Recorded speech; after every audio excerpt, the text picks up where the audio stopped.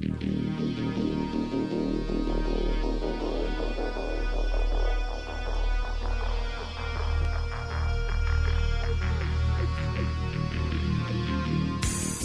to Paranormal Central, broadcasting live from Central California with your hosts Jeffrey Gonzalez and Alan Thomas.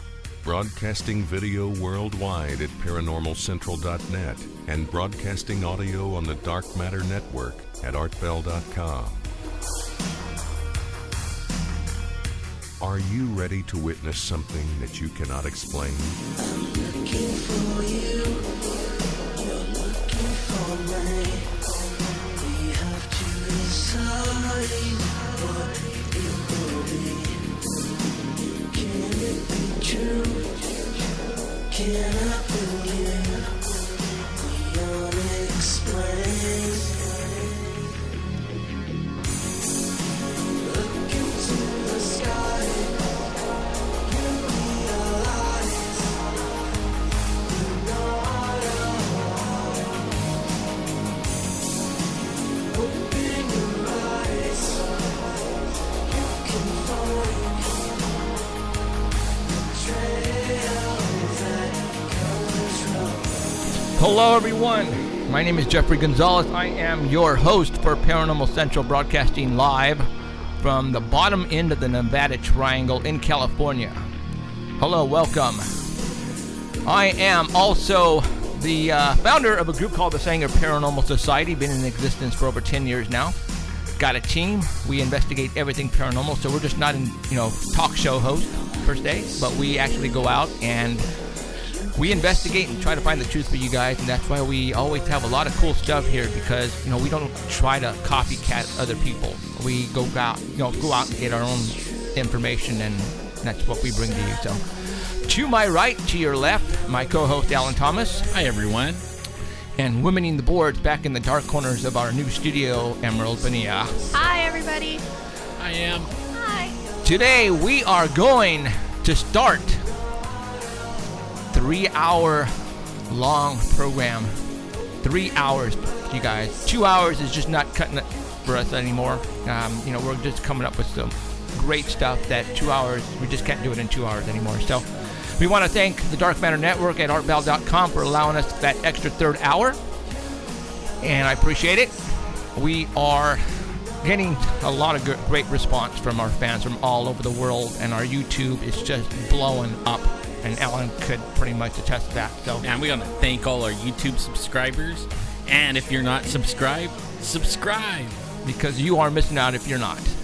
And so, thank you very much. Tonight, go ahead and plug them in. Tonight, we are going, just like every night, or every Sunday, actually, we have a Sasquatch reporter by the name of Danny Valderrama. He's on top of the Bigfoot news all around the world, and we are going to get him on the phone right now. And for all those who are watching us at live stream, you are going to be visually looking at the pictures that we put up. If you are at the artbell.com website, you can go on the homepage and just look for Paranormal Central for today's date, and you will be able to look at the same pictures we are looking at today. So, and I think Danny is back from his vacation. Are you there, Danny? Hello, little buddy. Little buddy. What the heck, 3-hour tour, man. Oh, God, Danny, you come out with the greatest stuff, man, I tell you. That's why you're hired. So, 3-hour tour. You know what? That's actually, we can't trademark that. We can't get Gilligan's Island on here. No, they won't allow us to. Anyway. All right. Well, hey, how did your trip go, Mr. Danny? It was amazing, man. Oh, I forgot to show you. I don't know if I'll do a Bigfoot report next week because there's too much to talk about. Oh. It might just be all UFOs. No, well, actually, we're going to talk about what you did in Vegas next week. And we have a little surprise that we're going to have, too. And, Danny There's a lot of pictures. A lot of pictures, so that's going to be cool.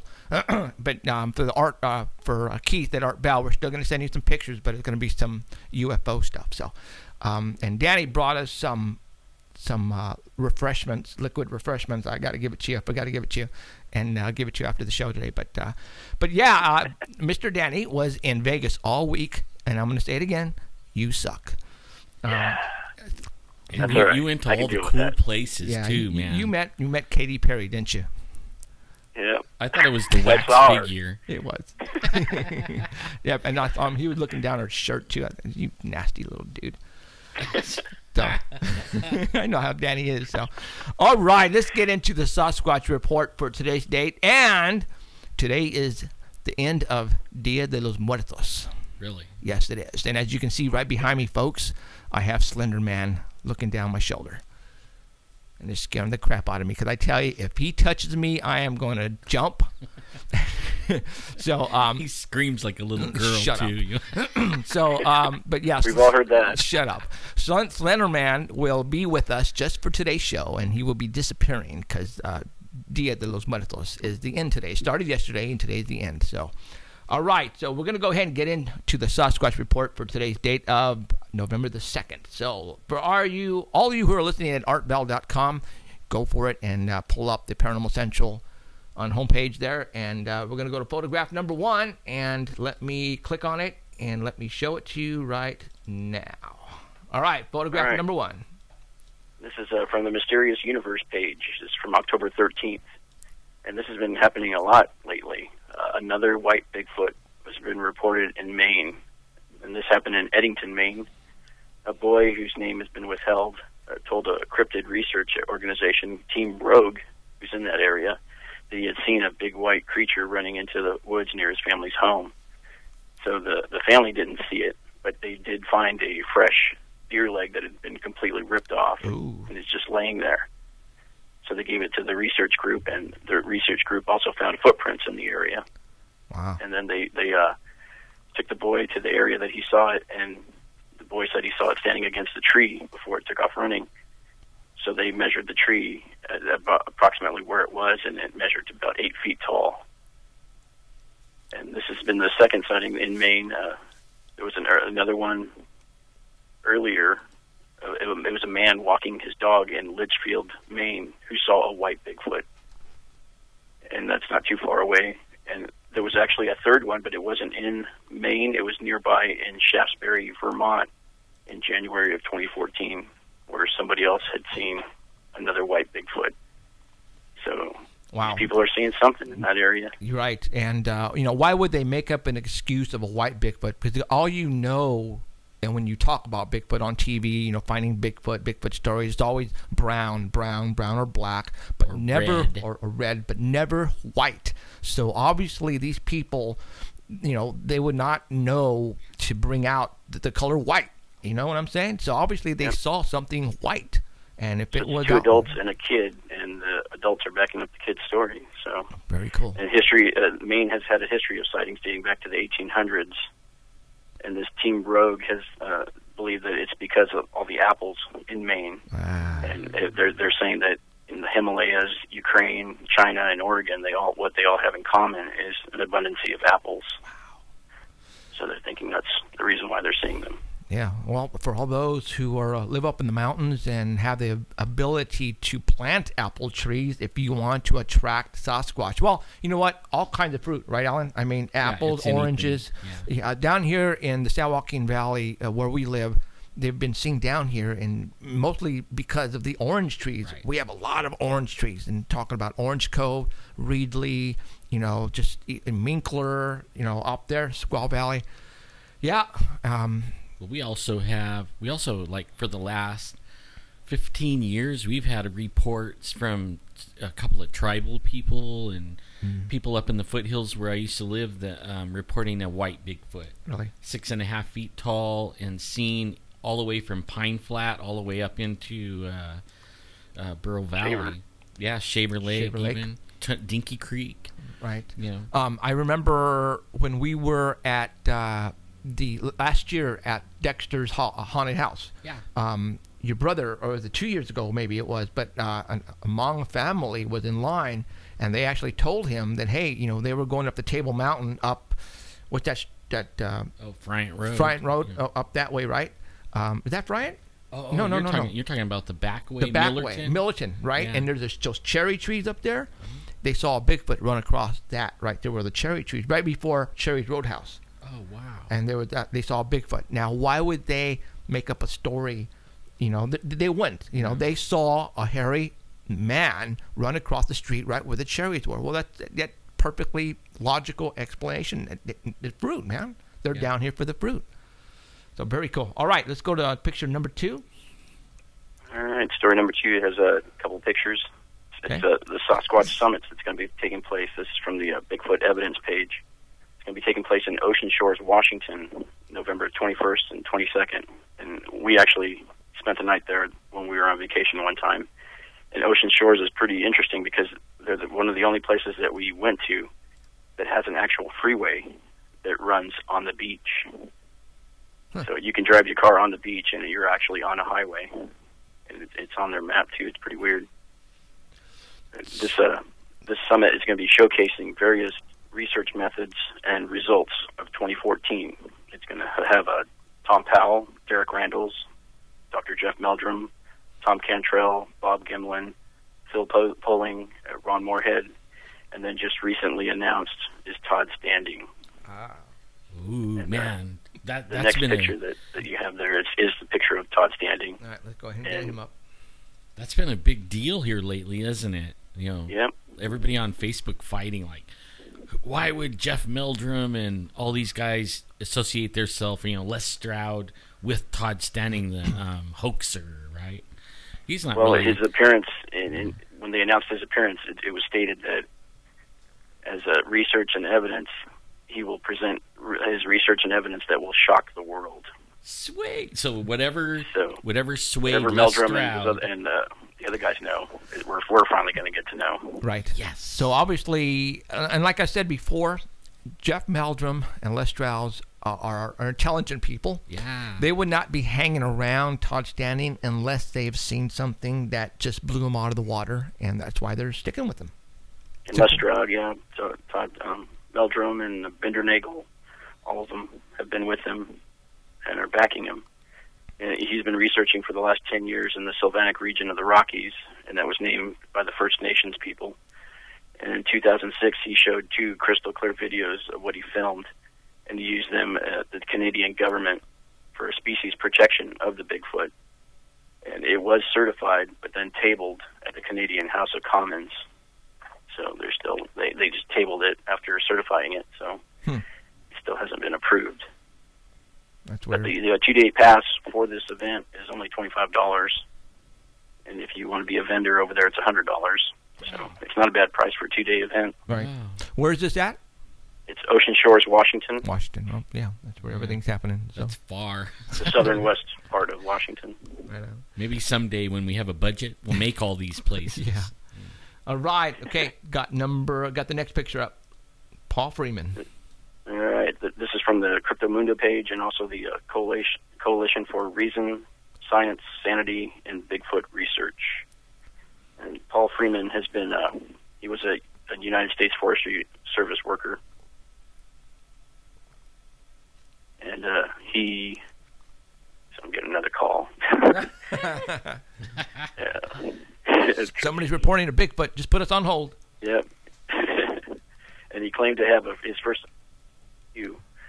But Freeman claims in the video that his videos have been debated for years as being hoaxes, and some people are saying they're actually real and stuff. But there's not enough, really. They're too grainy. He didn't have the top-of-the-line stuff that we have now. Right.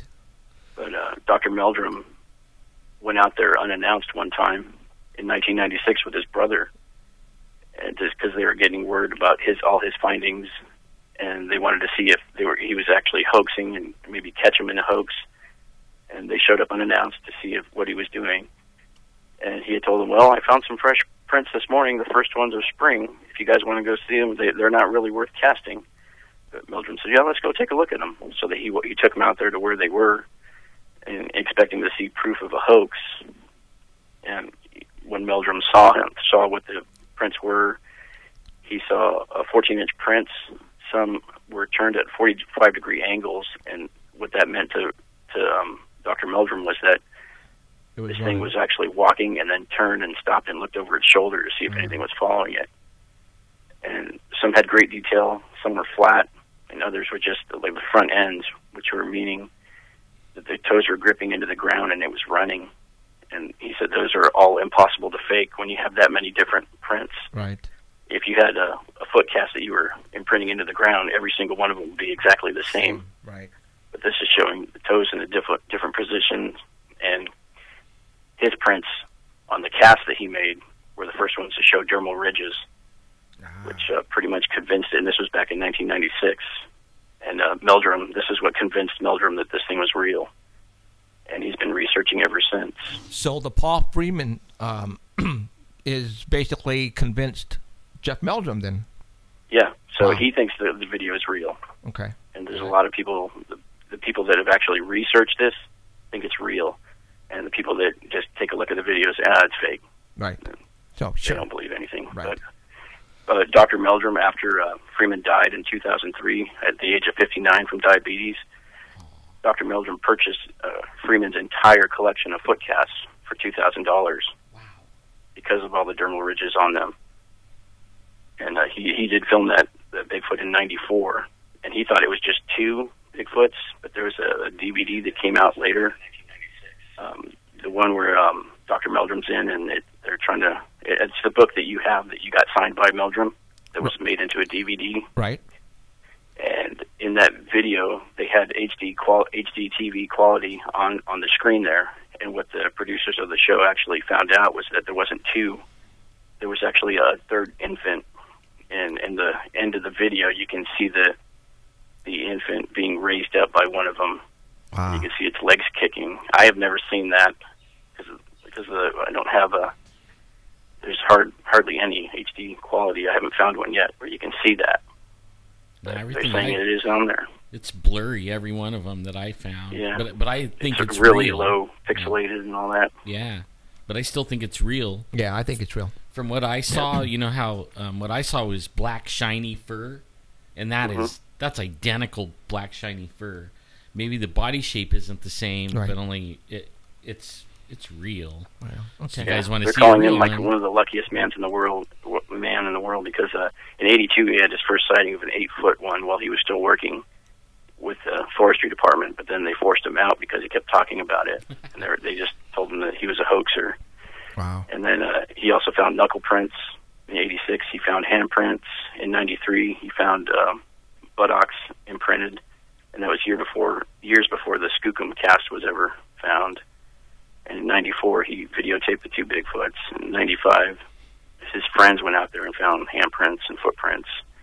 So it's all he's been really meticulous in documenting all this. And Cliff Barrickman, from Freeman's daughter, got a map that she found where he actually, on the map, it's the 4th picture, I believe.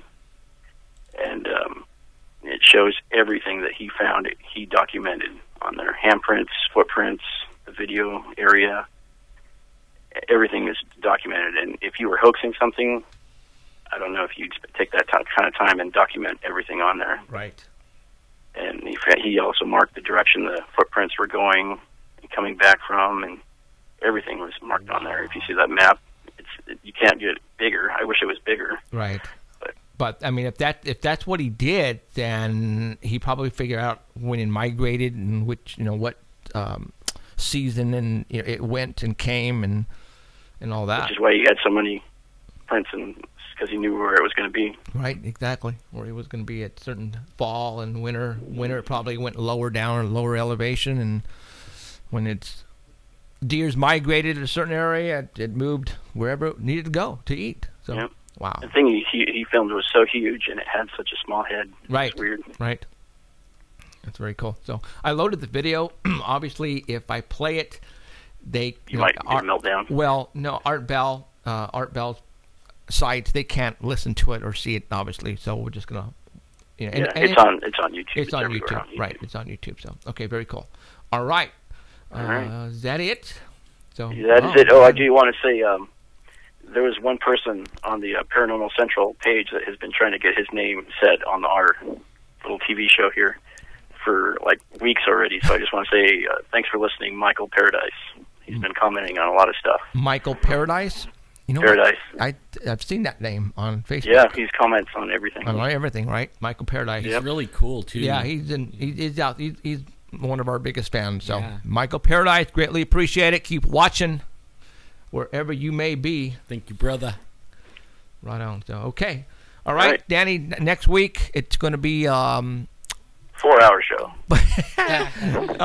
No, 3-hour show, but Danny did some reconnaissance while he was in Vegas. That's all I'm going to say. All right, Danny. That's right. We'll see you next week. Man, All I was right. lucky to be here then. See ya. Didn't get arrested. See you, Danny. See ya. Hi. So, next week is going to be cool. I didn't want to talk about it that much, but it's going to be cool. That's all I'm going to say. That's it. All right, let me fix I this. love UFO stuff too. Yeah, because we don't get to talk about UFO stuff that much. Not lately, no. And I'm going to tell you why. When there are so many UFO stories out there, guys, a lot, and I don't like to just read off stories to you. I mean, if you want to read stories, you can go on the internet and read stories. All right, that's just blah. If I get a UFO sighting with confirmation, and I get the person who saw it with pictures and videos or whatever, then I'm going to bring them on to let them talk to you about it coming from them. I think that's the way it should be done. There are so many other people doing different things, which is fine, but that's not the way I want to do this show. All right? I want to bring you the stuff from the people who get it.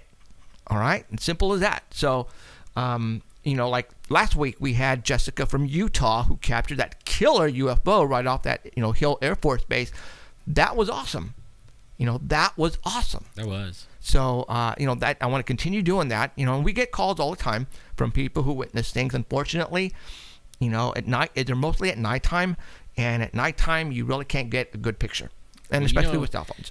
Remember when, I don't know when it was last year, everybody was taking pictures of that. It was like a mass UFO sighting of orange orbs. And they were like by the airport. And remember, everybody was sending the pictures here? in? Yeah. Right. Yeah. I've been running into people, like just this last week, 3 people that have pictures. And they said the cars were stopping on the side of the road and everything. And everybody was taking pictures. And they were asking me, how come there's no more pictures of that online? And I told them, I don't know. I don't know why. Well, but they have pictures of it too. Well, they see, and unfortunately, at this point, you guys, we're not well known like Art Bell or C2C or anybody like that. So they, nobody knows where to call or send us the pictures yet. Give us 3 more months, 4 more months, guys, and hopefully, I don't want to say we're going to be a household name, but people are finally going to realize that there's a couple of dudes out in Fresno that are crazy enough to have a show. I think I better call them because, and I got put a phone number out there. Yeah, and put our phone number out there. A lot of people don't do that. Right, right. So, but all those people that I talk to, they now have our phone number. Good. If they look up, and I tell them, look up. One lady said she never ever looks up, and then the first time she did, that's when she saw the, 100 orange orbs. things. Yeah. So, and she said she watched them for almost 20 minutes, and then they zipped off. It was like, wow, that's crazy. Amazing. Yeah. So, well, we're going to get into it. So, this past week, I placed something on my Facebook wall, basically, breaking news alert, that I have some cool pictures that I'm going to show everyone today. Fresno has been the talk about underground stuff here in Fresno, all right? And the main thing people are talking about when they say Fresno underground is the Chinese tunnels west of Fresno.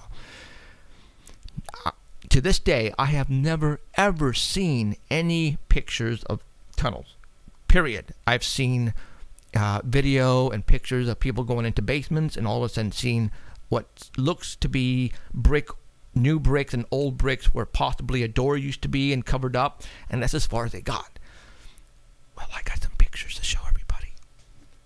I'm not going to tell you where I got them, but I'm going to show them to you, and I'm going to blow you guys away. I think here on Paranormal Central tonight, basically, I am going to break out the, people were saying it was a myth. The Chinese, tunnels are just a myth. Bull crap. What I'm going to show you tonight, I think it's going to be basically the golden ticket. I think I've got it. All right, and then I'm going to show them to you guys. And I'm going to. I don't know if I should tell you where exactly, but I think I should. I'm going to tell you. Well, we're going to get into it. But What were they used for? who knows? Back in the days. Well, this is what they say. Well, see, I was talking to somebody where I got these pictures were actually taken with my cell phone. All right, so we'll talk about it later on. But I mean, we got a lot of stuff to talk about tonight because we got 3 hours. So, guys, I hope you guys have a nice, cold, refreshing, ice cold beverage or hot coffee and some apple pie or whatever you want, because you guys we're gonna have some fun tonight, just like every Sunday from now on. So, all right, Dia de los Muertos. Halloween was Friday night. Gosh dang it! It rained here in Fresno, California. We are in a drought. Major drought. All of a sudden on Halloween night, what happens? We get hammered, and I mean hammered. The clouds came in, and we just got knocked with weather. I mean, wind and rain every year. And my wife and I have been doing this since we moved into this house. We started off small, and we pretty much got bigger and bigger. This year, I really didn't put my full effort into it, but my wife, Cheryl Diane, whatever her name is, really got into it, and she pretty much did everything by herself. I did a couple of things, but she did everything by herself. But unfortunately, the rain came. We opened the haunted house for about an hour, and the rain came, and we had to shut down. But the people who came in line and got in line and went through it, it was a fun time, just like we have every year. The Slender Man right behind me, my wife pretty much put together. I want to show you a picture. If you're not friends on Facebook, I want to show you this cool picture that I think I probably got the most likes on Facebook out of anything I've ever put up, only because this is a bad picture. I mean, that's the coolest picture I've seen in a long time. I mean, I'll put up Slender and my wife, all right? This is my wife, Cheryl, and Slender Man, and I just wanted to. I think when I took this photograph, right away I said, "Holy smokes, this is a bad ass picture," and there it is. So this is the kind of stuff that we do in our backyard, and so that's my wife. She's 2 feet tall, and there's Slender Man. So you obviously. So yeah, I just wanted to show you this picture and where Slender Man came into play, which is in back of me, because this is a really, really cool picture. So, all right. So, yeah, he's like 8 feet tall. Yeah, he's a tall dude. We actually had to shrink him down a little bit to get him into the studio here today. So, we had to cut off his legs, but but there you go. But yeah, I mean that's an awesome picture right there. So, all right, I just wanted to show you that because I just think that's an awesome picture. And kudos to my wife for putting all this together. It still looks good, too. I was out running around in the haunted house just a little while ago, having a good time. All right. Still scary. Okay, let's continue on with Dia de los Muertos. And, I can say that because I can. I can't. White boy can't do it. Dia de los Muertos. Yeah. Emerald, can you do it? I'm not even going to try right now. So, all right. I need beer before I can say that. I can't roll my R's. It's all good. Yeah. All right. But your last name is Bonilla, and you still can't do it, huh? I don't have an R in Bonilla. Well, I know, but can your mom do it? Probably. Dia de los Muertos. No? No, I'm not even going to try. White girl. Yeah. But she ain't no white girl. So. And what does that mean? Day of the Dead. Oh, okay. That's all. At least I knew I what can it say meant. that. Day of the Dead. So, all right, let's continue on. I got a list here. I got this very cool call this past Monday. All right, and I forwarded the email to you and Danny, and it was about I'm not going to say his name, but let's just say he's a retired fire chief, and he has been. I'm just going to say he's a retired fire chief from the area, all right, and he's been watching us, and he really likes our show. And hey, I know you're watching. Okay, I'm not going to say who you are, but I want to let everybody know. We, I believe, are sticking to the real stuff here, and even Ellen said, they're watching us very closely. Certain people aren't not supposed to even talk to us because we're that hot right now. Because we're hitting it on the head, aren't we, Alan? Yes. In what way?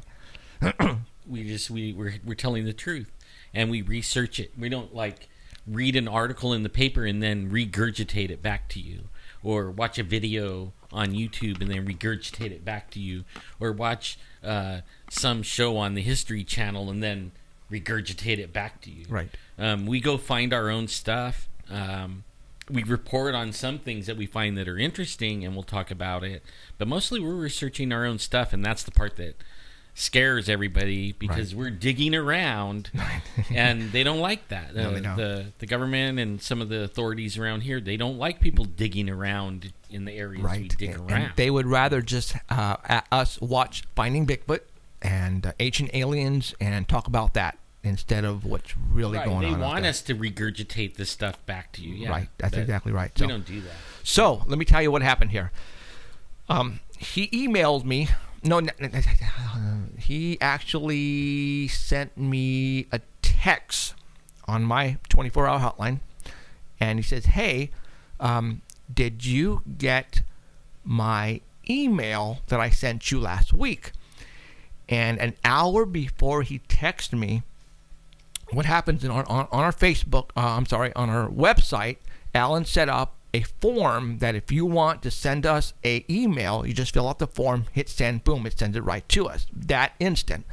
Well, this gentleman, this fire chief, on the day after the October the 19th show, I think it was on a Monday, he filled out the form and sent it, right? What a coincidence that as soon as I got his text on my 24-hour hotline, an hour before, his email finally got to me. A week later. What? Yeah. That's weird. Okay.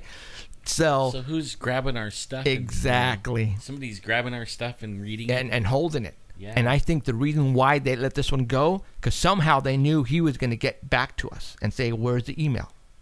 Oh. Okay. But what I don't know. How many are gone? That how we many? never saw? No. How many emails or forms that we are not getting, or how many phone calls that we are not getting? So I'm telling you right now. All right. This gentleman last October the 20th sent a form, an email, a long one. And I didn't get it 1 hour. I got it 1 hour prior for him texting me, telling me, "Hey, where did you get my email?" Then all of a sudden I get it 1 hour before he texted me. You should have got it almost instantaneous. Exactly. That's why when they I actually hit send. It should pop in your email. And all of a sudden I go bing, and there it is. Right. I didn't get it till a week later. But I think the only reason why I got it is the jets are taking off out of the military base here in Fresno, California. Can you hear it? That's loud. Okay. Now, maybe they're trying to tell us something. And a lot of times while we're on the air, we get UFO sightings, guys. We have the 144th Fighter Wing here in Fresno, California. They're controlled by NORAD. And if there are some UFO or anything that's unidentified flying in our airspace on the West Coast, these suckers take off and they fly. And we've had calls come in on Sundays that, "Hey, somebody spotted something. The jets are taking off after them." So we might get a call. So anyway, let's go back to the fire chief. What's tripping me out, you guys, and I cannot figure out how. If I got his email 1 hour before he sent the text to my 24-hour hotline, how did they know he was going to text me? You follow me? Yeah. I don't understand. I don't know. It doesn't make any sense. It's like, unless he was talking to somebody else on the phone, said, "Hey, you know what? I'm going to send these guys." Right. Or he was talking out loud to somebody and they were monitoring his phone and they knew he was going to do that, and all of a sudden that's when they sent it an hour before. Wow. Okay? That's interesting. That's what happened last week. And I was totally tripping. As a matter of fact, I had to text him, and I'll show you the text on the 24-hour hotline. I said, "Are you sure what the hell was that?" That was me, sorry. I go, "Are you sure you sent it after the 19th show?" And he goes, "Yes, I sent it the day after." Well, you'll have, it should say on the email when he made it still. Well, I sent it to you, so we'll have to go back and check it. But no, I think it said the 20th or something like that on it. So they intercepted that email and held it. And we would have probably never have seen that unless, They figured out he was going to contact us. Yeah. Man, that's brave. It's scary. You know. That's actually scary. Yeah. So, I mean, they're being, that's kind of ballsy. Right. Steal our, take your stuff and. So I'm telling you, hold it. okay, so this is going out to everybody out there who has tried to get a hold of us and we have not responded back to you, or you've sent an email asking for a response in some way and we haven't.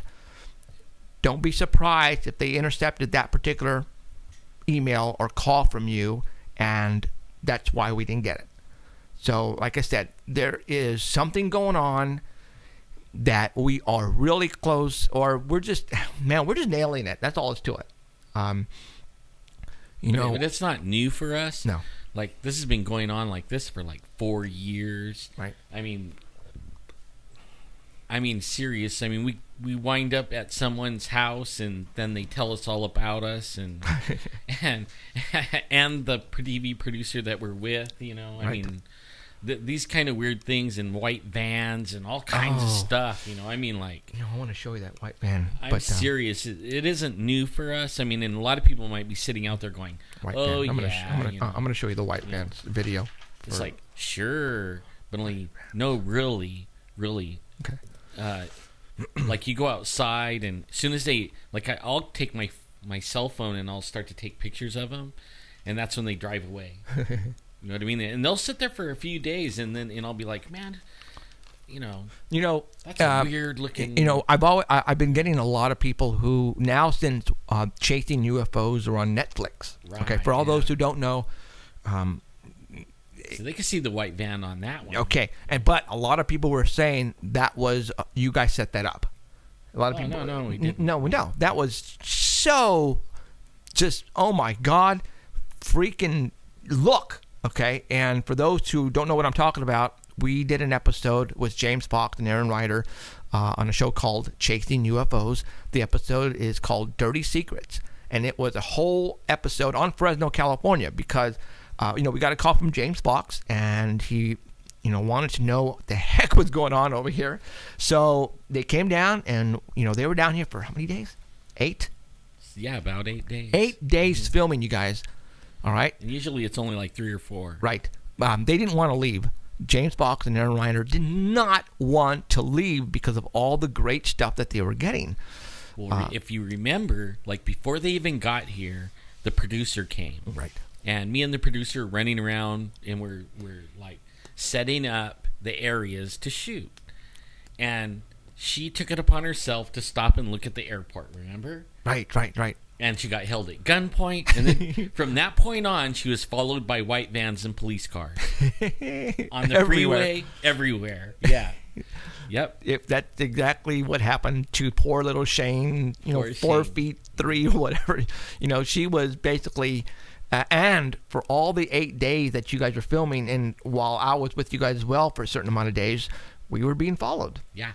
Even we were out, we found where the UFO crashed. Right. Okay, we had a crashed UFO. I mean, okay, this sounds weird. I know, trust me. A UFO crashed, and we found where it was, and they brought out this really nice FLIR truck, and it had the, $100,000, several $100,000 cameras in it that could frame a human 20 miles away and see details, right? And guess what's on the hill across from us? A white van, and it was surveilling us. But then when it realized that we had this FLIR truck, and all the cameras aiming at it, that truck backed up and disappeared around the side of the mountain. Never saw it again. And they actually used the white van. Now, we were at the levee north of Fresno, and for all those who don't know, it's Shepherd and D. Wolf Avenue, and we were filming. And lo and behold, we were filming, and I turned around and I said, you guys look, and there's this white van trying to sneak out down the bottom of the levee, and And it took off, and they got on video, and they were looking at me and going, dude, I swear I didn't set this up, man. Well, somebody told me that that particular white van has also been seen underneath the Fresno Police Department down underground parking garage. It's been down there several times. I guess I don't know what it is, why they are surveilling that area. You know, there's something going on north of Fresno. You guys trust me. Yeah, it's that's why they don't like us, because what we are doing, we're sort of kind of putting Fresno on the map. When I think they for the years and years they've been trying to get people away from Fresno, but here we're bringing I think people. they still are. Yeah. Oh, they still are. You know, no water. Scaring businesses off. You know, they don't want people to move to here. They want people to get out of Fresno. You know, Fresno has been the butt of the jokes in all of the movies and TV shows. You guys, I've talked about that here. You can go to YouTube. There are like 4 YouTube videos where they show constant people when there's a, I don't know, comedy or somebody talking about a town. Yeah, when you go into Fresno, I'm not sure. You know, they're always talking about Fresno, but in a bad sense, though, right? Like you know, in a way, it makes you feel like, you know, when you go on vacation, people ask you, so where are you from? You're kind of afraid to say Fresno because people are going to make fun of you. Yeah. And that's the way people take our city here in Fresno. They don't, you know, when you say Fresno, people make fun of you. But now people are not making fun, and they're going, dude, you know, Fresno, that's where all the UFOs are at. Or the Bigfoot. I'm like, yeah, dude, it's the truth, man. So, you know, we didn't mean to happen that way. It's just that, you know, we're just trying to tell you guys this is what's happening over here, and we're reporting it, and it hasn't stopped. That's why we're doing this, because there's just so much crazy stuff happening here around, not only just Fresno and the cities around it and the towns around it. It's crazy. You know, oh man, we can continue on, but all right. Let's talk about really quick. Lately, we've been having a lot of air disasters.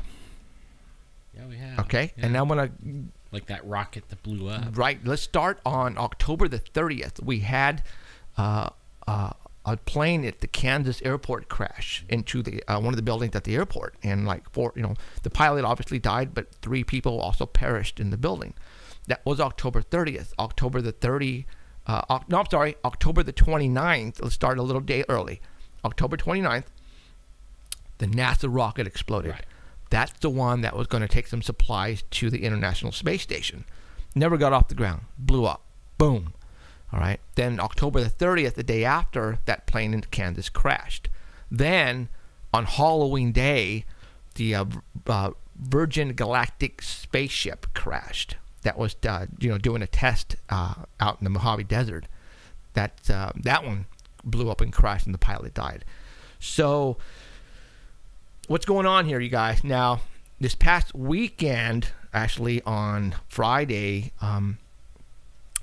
we had some electrical problems here in our house. And Alan was saying that right now and then it could be because maybe of the storm that came in.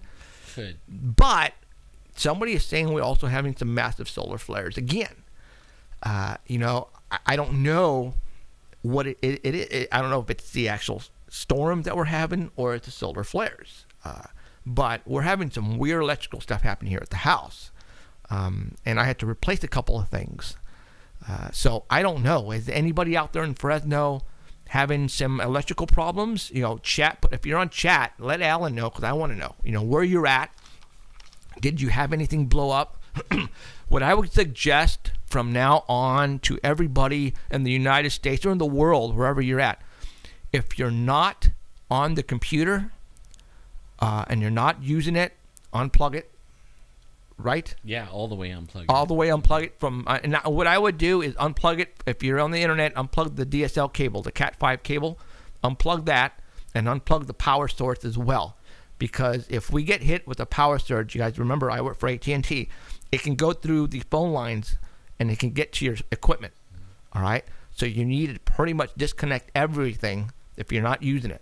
That will save you a computer if we do get hit with a solar flare or a power surge of some kind. And if you have a computer, like a regular, computer, not an iPad or stuff like that, it's actually a Faraday cage too. It is? Yeah, because all the real electronic components are inside of it. Yeah, but there's still openings and stuff, though. I mean, it's like a Faraday cage. Really? Okay. Yeah.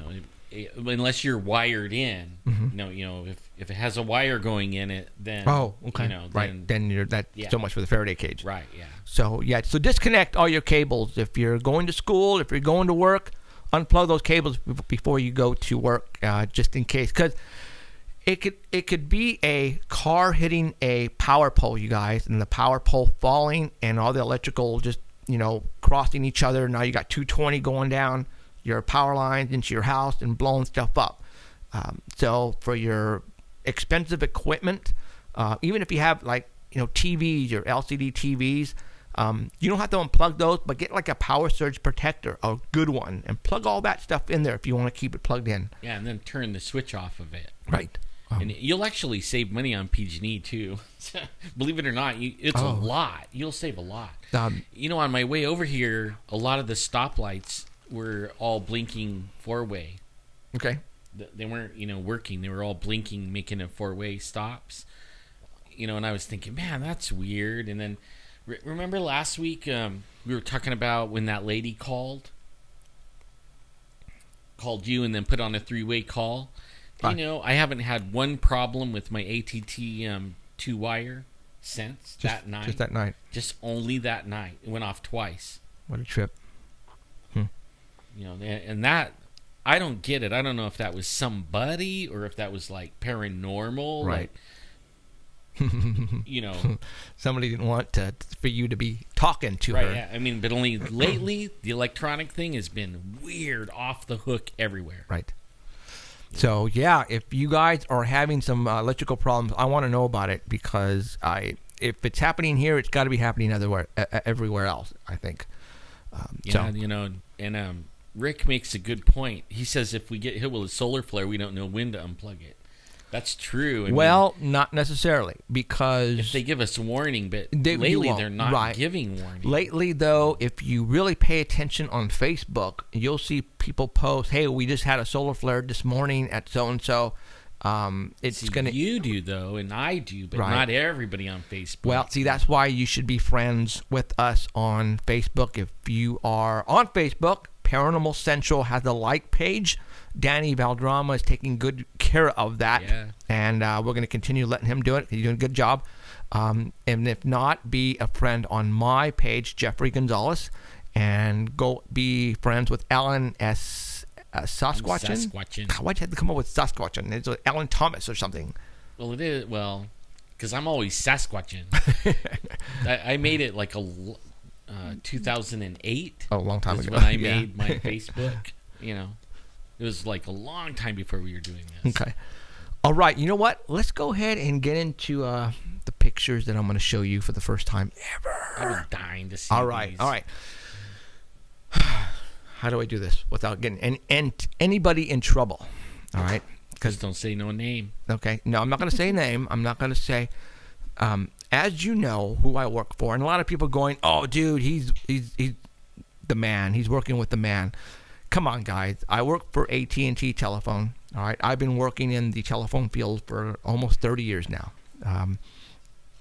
What I do for AT&T is, I work on the phone lines. I climb poles. I hook up people's internet and UVers. I do all that. All right.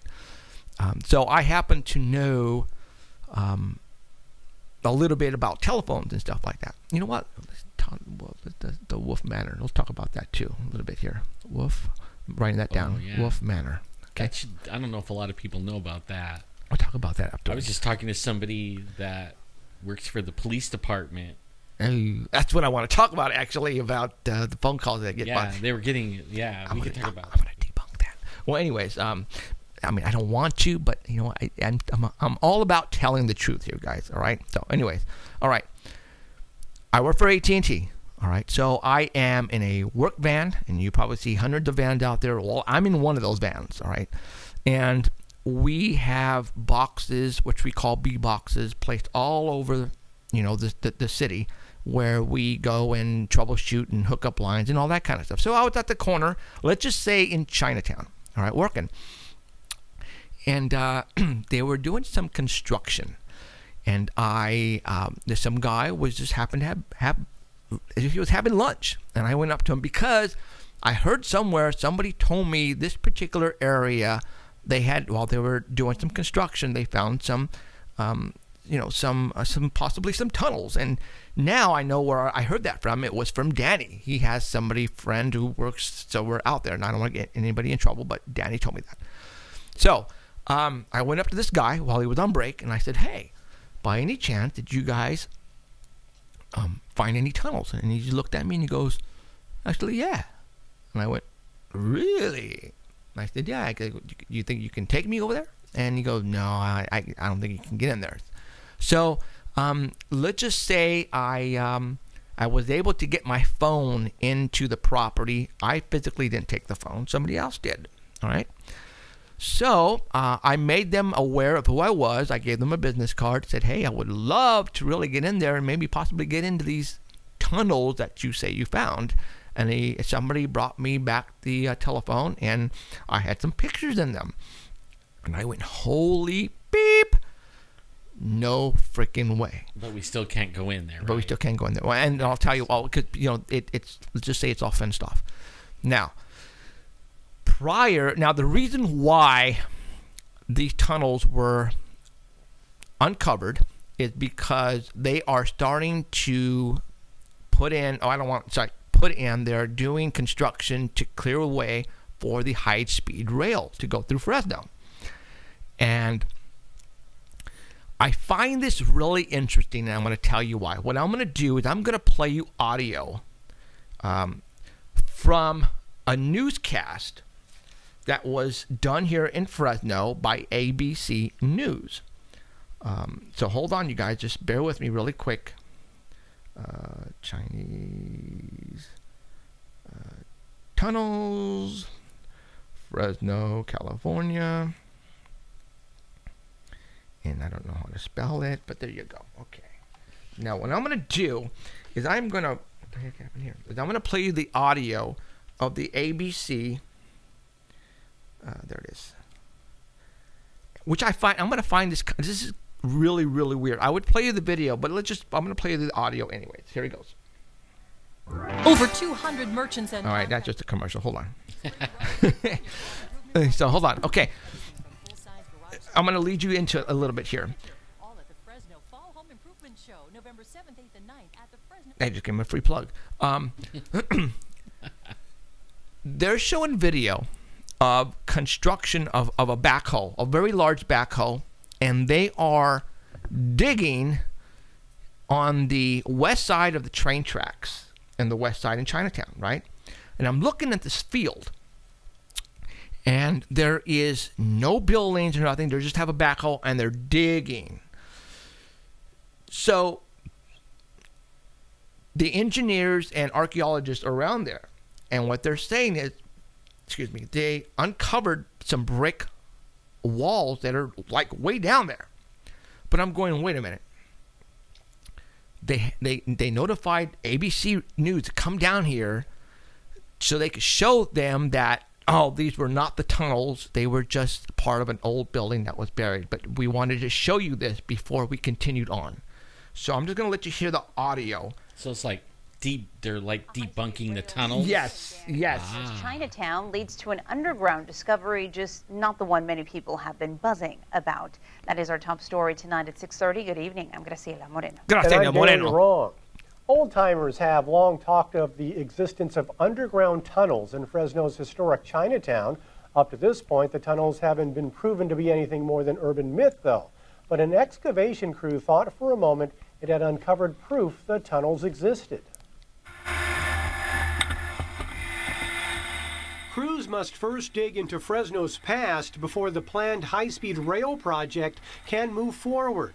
They excavated dirt at a site in Chinatown. Deep trenches were dug where the backlots of buildings faced China Alley back in 1890. When the backhoe unearthed a brick wall, excitement grew among the crew. They thought they had come across evidence of an often talked about tunnel. When we first revealed the two columns, it almost looked like there was a little archway there, and there was quite a bit of excitement. It unfortunately turned out to be probably the back wall of a fireplace. The dig drew several onlookers. People like Robert Flores grew up hearing Why were these stories people of a there in the tunnel first system, place? which was part of an underground Fresno You follow scene. me? I heard about a lot of people that were. Where did these living guys come underneath from? And it's here like, in- why in did they call the here media? in Chinatown? The city of Fresno says historically, several buildings downtown and in Chinatown were linked by interconnected basements. However, a lot of people feel, and it's very widely believed, that there are lots and lots of tunnels underneath Chinatown. So we're prepared for if we were to encounter them. Okay, The they're dig site prepared. isn't far from So where they called high-speed ABC rail News is to come and expected film to this? someday pass through. Eventually, crews will tunnel under Does this area that at sound Tulare weird NG. to you? We are about 150 yards, maybe 200 yards from where the train's going to come through. But what we're doing is Tulare Avenue is going to go under. So we need to excavate a little bit. Benjamin Camarena of the High Speed Rail Project says it's important to dig beyond the footprint of the site to see what lies underneath. An old jug was among the items found at this site. Excavation crews will continue their work all this week. Okay, but they called ABC News to come out, like they had already planned it. You follow me? And all of a sudden, there's some looky-loos. Where did those people come from? And why are they there? Were they told about? Hey, I think we found something. Let's call ABC News. That's just weird to me. Okay, like. Especially knowledgeable looky-loos. Yes, and also, these were archaeologists and that were there to tell you, no, there weren't tunnels here. It's still a myth. It's just basements It's connected. the myth. Yeah. Okay? Why would you report on something if it's just a myth, though? Because everybody says there's tunnels, and they don't want us to believe. They don't want anybody to know there Right, really right. is tunnels. So they still want to continue because I have a feeling they're going to continue demolishing and digging, and they're going to find the tunnels. Yeah. If they didn't already. But only see it. That would be history, and they can't destroy history. Oh, it's like. What do you And- mean they can't destroy history? We have altered our history. Historical sites and stuff like that. Yeah, they're not supposed to demolish them. Well, they're not supposed to. Environmental but I'm sure... impact reports and everything have to happen first. I am so going to get in trouble for this. I am You are? so going to get in trouble for this. Well, why? I Well, got mean, him. It might cause a little trouble. More white vans and stuff like that. All right, people, here we go. I am going to show you. And it's all for the train, this high The speed high-speed rail. yeah. I'm That's not what going it's to. I'm just for. going to. I'm going to lower this. Right there. Bam, guys. Oh my God, what do we have here? All right. See, I've talked to several people that played in those when they were kids. Mhm. I mean, that I know. Right. You know. Okay, I want to show you. I'm going to tell you what this guy also told me. But right now, what I'm going to show you is what I did is I lowered it down. I so lowered it nobody down can some, know so where I'm it not. is. So I'm not showing you the streets and what's around there. Okay, but they were digging, and this is what they uncovered. So now I'm going to take you even further inward. So let me go and get out of there. See, I bet there's a lot of cities that have tunnels like this. I would bet lots of money. Okay, what you guys are witnessing here for the very first time, I think, in our history of Fresno, California, that has been out in public, are the freaking tunnels. This is it here. You guys are from Paranormal Central. I am probably going right now. The cars are coming up on the cul-de-sac. Stop! Turn those off now. I can already hear it. Okay, but here we go. All right. You heard the now helicopter? No. Wait. Oh, wow. Don't say Just that. stop. No. I'm too young. Okay. Now check this tunnel out, guys. Look at the wood. It looks like a mine shaft. It looked like a mine shaft, doesn't it? Yeah. All right. Now, what's blowing me away is I am noticing actual conduit run on the side. Now, that's the beginning. What I'm going to do, after you, okay, what I'm going to do now is I'm going to go to another one right here. All right. Now, he told me they found 2 tunnels, one going one way and the other one going the other way. So when they were digging, they basically cut into it. Right. All right. But there's conduit in here, guys. There's even water conduit, and it looks like electrical. So what the hell? If this was a myth, and we're talking underneath Chinatown, then I'm thinking there was some heavy money involved here to make these, where they actually ran power and water for some reason. Okay. Well, I know, like what my friends told me is it was like they were connected to whorehouses and drug dens and stuff like that. And when they did the prohibition on alcohol, you could go and get in these tunnels and go from like a regular little, mom and pa store, right? And then you could go to a gambling house with all the alcohol and hookers, and that's what it was for. That's exactly what it was. Well, yes and no, and I'm going to tell you why. Let me show you another picture. Some of them were like escape patches, escape tunnel. The guy who I was talking to, that's not coming up. How come? Okay, cool. The guy who I was talking to said, and I asked him, I go, hey, do you work a lot in this area? And he goes, yeah. And he goes, and he told me, do you know the shopping center off of Fresno and the 99? It has the Panda Express, the Food for Less, Burger King, and a Mexican restaurant in Rite Aid in that shopping center. I think it's like Fresno and F Street or something like that. Oh, yeah, okay. Mm-hmm. Okay. He says that location all used to be just houses. And he says when they were demoing all those houses, they caved in on some more tunnels over there. And all they were authorized to do was get sandbags and cover up the tunnel and continue on with building. Okay, now how far is that location from Chinatown? We're talking 5 blocks? Easy. And that's not Chinatown. Now we're talking old part of Fresno, where like original Fresno. Yeah. What's the street that goes down there near that airport? What's that? Chandler Airport. And then you got what's the name of that road? It's K. Starts with K. Kearney Boulevard. Kearney Boulevard. Okay, that is old part of Fresno. Yeah. Okay. Well, he says there were tunnels out in that area too. So where are those tunnels coming from, or where are they going? Then I ran into, or actually called me on the phone, and for some reason I cannot get him now on the phone. His phone has been disconnected, but he's the one who told me about the tunnels at the old Japanese internment camps off of Belmont Cemetery. Right, yeah. That he said that the lady said that they went up all the way up to Yosemite. And I went, what? But didn't Adrian said his uncle used to play at the levee, and there was tunnels at the levee where the generals and all that used to go into. And they pop up in Pinedale. Yes, in Pinedale. And now somebody also told me, and matter of fact, it's Mr. White Rabbit. He's on Facebook, and I'm going to need to get you on here. I had that sinking feeling, it's going. And we're going to have to get him on the phone because he knows a lot about the underground stuff and all that kind of good stuff. So I know he's watching and listening to us right now. So, but here you go, guys. I mean, this is some cool stuff. All right, this is under Fresno. You've never seen this ever. You're watching this for the very first time. How come they couldn't do like tourism? Fix them up and run tours. Because I have a feeling these tunnels were used for something else as well. And could you imagine, like, if that tunnel that wide went to Yosemite, that would be like a 2-week hike. Well, I think it maybe. You can't get your horse in there. No. I think it's bigger now.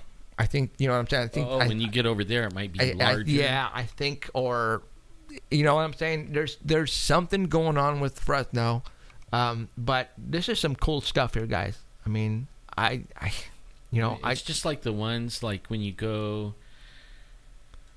and they even have it on Huell Hauser. They let him go in this one, and they drove like a third of a mile or 3 miles or something like that under the mountain into the power generating plant. Did you know that the X-Files actually filmed one of the last episodes up here at Shaver? And they used one of those tunnels for that. See, and that's the one they let you know about. But what you don't know about is they go way back in the mountains. I mean, like way. I don't even know how they got them. And they said they were done in the late 1800s. You know, for what reason? But how did they do it? But why? That I don't know. Why? I know that we were hiking when I was a kid, and we came across one that was wide enough to run like 5 semi-trucks side by side into the mountain. And we were playing around there, but it had a sign saying, beware that water could come rushing out at any time, right? And they did that to scare you, probably. Yeah, well, we got out of there, but you know what? We'd go down there every summer, and we would not go down in it, right? But just sit up on the side and look at it. You know what? It never looked like there was water ever in it. You know what I mean? Like the old trees rolled down in there and rocks and stuff, and the stuff never changed. I mean, so when did the water come out? That's what I want to know. Okay. And I have been like around Kirchhoff, like Powerhouse number 1 or whatever it is. They have some little tunnels that say the same thing, and I have been there when the water rushed out of those. And you hear this roaring sound coming out like a train, and then all of a sudden, here comes all this water rushing through there. But you knew it would because it was all cleaned out. You know what I mean? Like debris never piled up in it, like the ones way back out, you know, in the mountains. But interesting about the tunnel thing. Right. I'm going to show you. Again, if I don't get in trouble. All right, hold on. Because it's all about showing you guys some cool stuff, and then you guys are going to go, whoa, that's cool. That's my intent, is to blow you away. All right.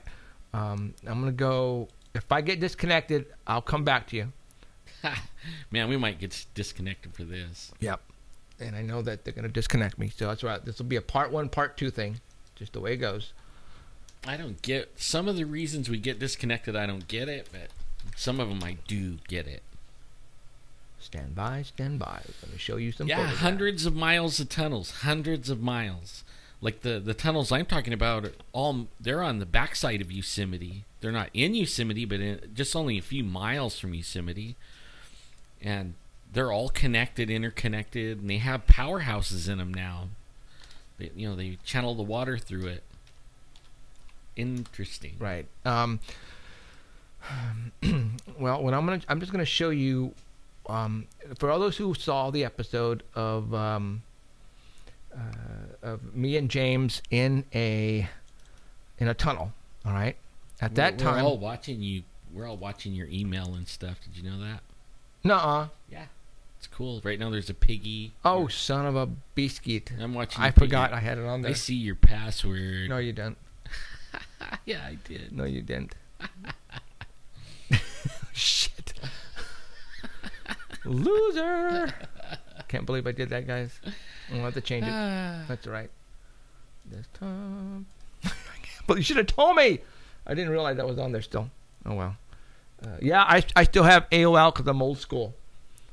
Man, I used to know this old guy that worked in those tunnels, and he had hearing aids and 3 fingers missing.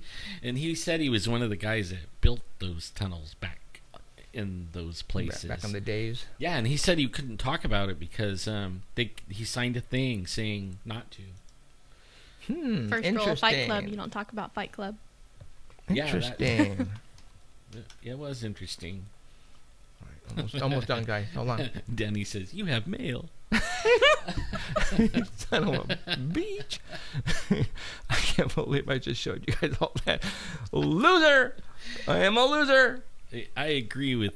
You agree I'm a loser? So no, much I for agree being that a that's how techie. come your emails get lost. You use AOL. No, That's I so use AOL. old. Well, I'm using AOL because I'm trying to hide from the man. Yeah, if you're not Google, Google takes everything. Exactly. Mhm. All right, where am I at? Firefox. There you go. Okay. GeoCities. Man, that's old ICQs. Look at this, guys. Remember Check this out, guys. This was in one of the tunnels that we went in with James Fox. And this is You should watch that show, you yeah, guys. this is where we were in. We came in at the very end. All this is cement right here, right? There's a cement ramp. Let me show you the other one. It's probably better than that one. Is is it that one? You guys want to see some scared people watch Chasing UFOs? Dirty little secrets. We heard something in there, dude. Even the producers jumped. Get out of They here all now. ran out, man. They came out scared. Shut up. I was out there cooking tri-tips. Okay. And here they all come. Check oh my this God, out. oh my God. Okay. You guys, are you guys seeing this right now? This is at the end of one of those tunnels. Yep. All right. Now you're trying to figure out. Okay, how big is this? That's where Batman lives. This tunnel here, you could fit a train. As a matter of fact, you see down here, these are actual train tracks. Right there and right there. All right. This ramp is made out of cement. This is all cement wall, and this is a tunnel that goes about 40 feet, and there is a steel door at the end. There is a mothership on the other side of that steel door. That's what I heard. Really? Actually, yeah. Holy mackerel. I'm telling you right now. Are you guys watching this, you guys? You guys are probably showing this is for the first time in history, and I'm probably going to get arrested. But there was no fence there when we went in. So you can't get me for trespassing because there was no fence. So, But after we went later, there was a fence. All right, so there was no fence there, and now there is a fence. So, how did they know we were in there? I don't know. Cameras. No, there was no cameras. I'm sure Do you guys? Are you guys looking at this? This here, the size of this tunnel is about. It's huge. I'm gonna say You about could drive 2 semi-trucks side by side. easy. Yeah. But see, this is the train track, so obviously they had a train going in there. For what purpose, guys? What's the purpose of this cement ramp? Could be missiles too. Could be. Good question. I don't know, but Well, man, I've heard of people getting radiation poisoning that goes in. well, there. let me tell you something. Yeah. We had a Geiger counter, and it was going off when we were in there. Well, certain missiles use radiation. But then again, yeah. But then rocks have radiation. But then like- again, Ben, the third part of the team, the geologist, right? He gave us his 2 cents and He's the says scientist, like Renee is with finding Bigfoot, the debunker. All right, then and he said just like what you just said, that radiation. There's a lot of, especially in the rock and deep in, wherever you're at, there's the natural radiation. Yes, natural radiation, and that's what he said we were reading when we were in there. Okay, I can go for that, but what the hell is this for? That's what I want to know. I'm going. Why is it? Even James went in there and you said he seen his mouth drop. He went. And you're not looking at me right now, but I don't blame you. But let me put you on the control bar. Let me go there. But James walked in there and he goes, "What is that?" Yeah, that's why I brought you here. That's what you're doing Yes. here. Now check it out, guys. Check this. I swear this happened. It blew me away. The crew with James Fox and Aaron Ryder. Danny's sending me something. I think the police is telling me to knock it off. Hold on. Send me something via. You know what? And the people that own that, they knew we were in there. I mean, they knew we were in the whole area. They were letting me barbecue at their spot. I was even barbecuing for the official people. And then you guys went in there, and all of a sudden, all the slam banging and everything started happening. In Somebody sent or placed Jill Glauser, I believe, and Paranormal Central just placed something that said the government has 103 tunnels through. I couldn't release. Outer of USA, Russia, and China, they have 500,000 tunnels. Ask yourself where all the gold's gone, to what Fort Knox. Well, good question. I heard there was a submarine that got went in one lost. of these tunnels and never came out. Yes, I heard the same thing. Under the United States somewhere. Right. Yep. And they lost a submarine. It went under it from the coast. There's large caverns that they go under, and they come up somewhere in the middle of the United States, someplace in the Mojave Desert and stuff like that. Yep. That has come up several times because we are investigating. Huh? Portals. No. I wonder if it's going in the tunnel that Jimmy Church is talking about all the time. Yeah, you know what? The one that they found over there near off of Malibu. Yeah. But something is telling me that isn't real. Our government is pretty much on it. And if there's something out there that they don't want you to see, they're going to knock it out at Google Earth. They're going to put a block on it, or they're going to grab a picture of some place of the ocean, and they're going to snapshot it, and they're going to paste it on something where you're not supposed to look. What Jimmy Church, those guys found, there's no way the government would be that stupid to leave something like that out in the open. I'm sorry, they wouldn't. All right, they wouldn't. So not that big. Not that big. Because there is, if you go on Google Earth, there's chunks. Well, but see, all over the place that's repasted. Yeah, exactly. You betcha there is. You betcha there is. But see, I'm just saying, what they found might have been what our government wanted them to find to keep them away from what's real further outward or something. Yeah. You know what I'm saying? Because I just don't see that being what we all think it is. I mean, granted, it's huge because they took measurements and with Google Earth and all that. But I still say the government placed that there to keep us away from what's really happening not too far from there. Well, we'll find out because Jimmy Church says that they're going to. Cool. I hope so. They're That would be awesome. Some of those ROVs down there. That would be bitching. I would love to see I it hope too. they do it. I hope they prove me wrong. Say, Jeff, you're smoking the crack. We did find it. I would say, yes, good job, good investigating. I really want you guys to go down there and prove me wrong. That would be awesome. Yeah. Just hope that you guys don't get killed in the process of doing it, if that's what it is. You know what I'm saying? So be careful. All of a sudden, your boat sinks. or so. Like I was talking to Heidi Hollis. You know how we had the storm on Halloween, right? They were having one where she lives over by Chicago. Are we still on? Oh my gosh, we're still on. And she was on Lake Michigan, and she said that they had a Halloween boat, party boat. Oh, thing, that's cool. And it sunk. Oh. It was like 20-foot waves on Lake Michigan. That's crazy. On Halloween night. That stinks. Yeah, it really sucked there. For them. Okay, so we're uncovering some crazy. Oh, this is what I wanted to tell you guys. All right, when the crew came down, I think it was like on a Monday, something like that. I think. Can't remember. Yeah, they kept me awake for days. Shane was down here like 3 days prior, and then all of a sudden they got here like on Monday.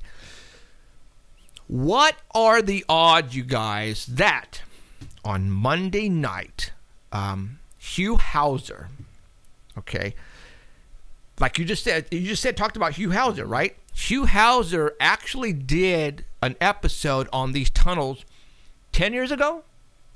What are the odds that they would replay Hugh Hauser's tunnel episode this first day Chasing UFOs is here to film? It happened. That's true. That's not a coincidence. Okay. That, I'm sorry, was not a coincidence, you guys. All right. That actually happened because I was on the front of the TV and I was switching channels and I just happened to see the tunnels and I went, what the beep? And I called Cheryl over and I said, look. And she looked at me and is like, no effing way. Are you kidding me? Are you freaking kidding me? They played that episode the first day Chasing UFOs was here in Fresno. All right? Shoot tunnels. To shoot tunnels. And so they decided to play that, and they showed everything. Hugh Hauser driving in there. Look, it's all just, electrical power, generators using water to make electricity. That's all it is, you guys. Look. And then they take you into all of the restaurants up there where they show the people who made them. Oh, yeah, I was there when we built these. It's all, for the hydroelectric power source. That's all it is. And we're going to play it on the same day the National Geographic arrives in Fresno, California. No, that was planned. that was planned. And see, I'm observant just like us here, and we're catching all this. Like this ABC, bull crap that they're going to send a news crew out there, and they're going to get this tractor to start digging, and all of a sudden find,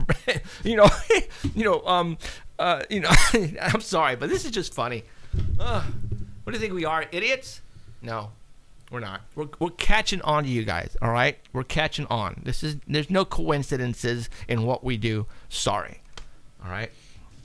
Man, I love this stuff. You can tell. He can't even sit still. Man, I mean, because I'm busting them left and right, dude. Yeah. I'm busting them. That one was a total setup. Oh my God, the whole PBS, Hugh Hauser playing on the same day chasing UFOs around. Come on, really?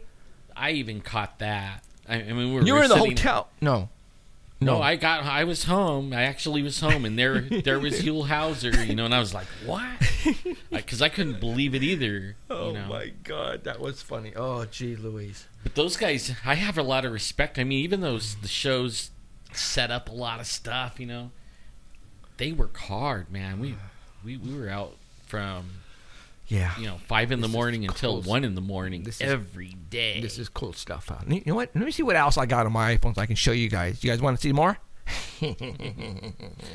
Sorry, guys. This is just, I'm having too much fun. Okay, let me pull up. Asking to get in trouble. Yeah, I know. Let me see. Especially when he starts digging in his phone files. Your phone's going to crash. Watch. One of these days, everything's gone. I got it backed up. Sure. I got it backed up. Yeah, we did. That's going to crash too. Let me see. What else? What else cool stuff can I show you guys right now? Blow you all away. Yeah. You know that when... Okay, now, chasing UFOs came, and the fence came up, right? Around the tunnel. Right. And then Finding Bigfoot came, and we did a thing at our Bigfoot research place. And the next time we went up there, the fence and the gate was up. All right. You guys, where we go, it's middle of nowhere. Right. It's not a campground. You guys have to take a dirt road after dirt road after dirt road. Ask Emerald. She got car sick on the way over there. Oh, jeez. That was not my fault, okay? My mom threw me in, 10 sweaters, some Under Armour, jeans, sweats. It was not my fault. Yeah, but it's a nasty road. Nasty ride over there. Yeah, I got so sick. Okay, so... Like I wasn't there. Alan was there with Finding Bigfoot all this time, out in the snow, freezing his what off. They were filming the episode for Finding Bigfoot until 3 in the morning. And you guys had a forest ranger with you, right? Yeah. Right, 24/7. Right. Whatever you guys did, there was somebody with you, right? Yeah. Okay. So after they leave, it was like a couple of weeks. We went back up, right? Yeah. When we got there, they put up the steel barricades around the entrance of these 3 dirt roads, that led us into the area. With steel gates, all chained and locked. So it's like they actually cemented in poles around the edges, so you couldn't even take a 4x4 and try to get across around those gates. They spent a lot of money doing that. Heck yeah, that's pole. It was steel pole fencing. I wish I'd for 200 yards. I'm pretty sure I took pictures. Either way, right from the gates, and you can't take a 4-wheel drive around it because, where they ended the fence is like a drop off. That you can't drive down, and it was like, oh my God, are you kidding me? Just because we came down here with Finding Bigfoot, now they're doing that. No, it's because we know the Bigfoots are there and they want to keep us out, you guys. Simple as that. There it is. Now they're trying to close the whole forest. Oh, absolutely. In fact, there's a meeting coming up and I will be there. Oh, yeah. Oh, they're doing another one? Mm-hmm. No, I think it's November 6th. Bum, bum, bum, bum. I'm going to be there. Where at? Same place. Oh, really? Yeah, and I'm going to go and I'm fighting for the disabled. Because they said that they can allow permits.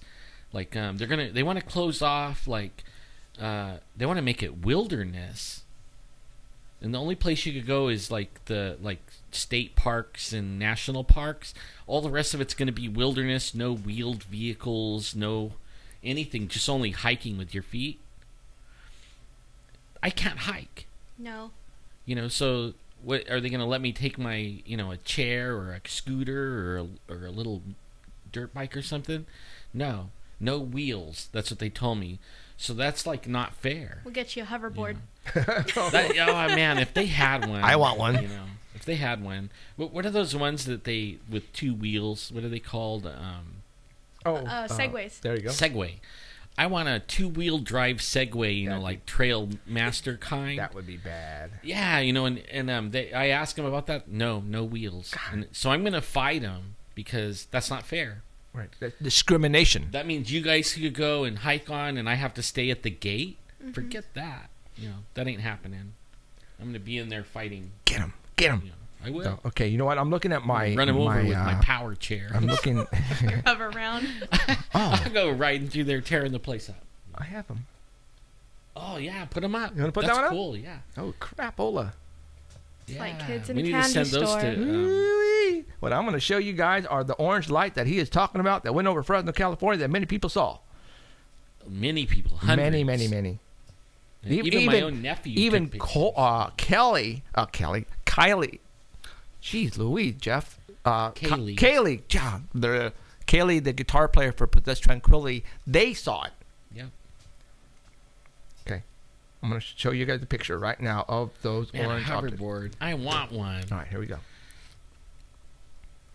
I'll give everybody rides. Let's hope I don't get knocked off again. Go there. Oh, now let me get you. No, I'm on camera, so we're okay this time. But you already know my password, so it doesn't matter.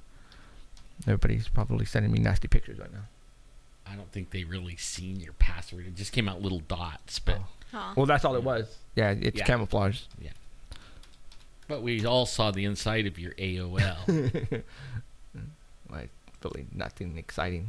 So we seen that one from the the scientist saying, "You tell him, Jeff, lead them all astray." No, I'm just kidding. What? Oh shit! I know you hate silence, but I'm getting into my email again, so I can show you this particular photograph that was given to us. That was taken. Actually, this was over the Fresno airport. Right. Okay. Now, this was. Let me show you this, guys. This was going over the Fresno airport, and that's not supposed to happen. You're not supposed to have UFOs fly over airports or whatever it was. All right, I'm going to show you it right now. Yeah, my nephew sent me like 3 pictures of it. And he said there was hundreds of these orange orbs. Hundreds. Everybody that I talked to said the same thing. Like, somebody told me they talked to the police and they said it was Chinese lanterns. And then she said, how did they get hundreds of them up there?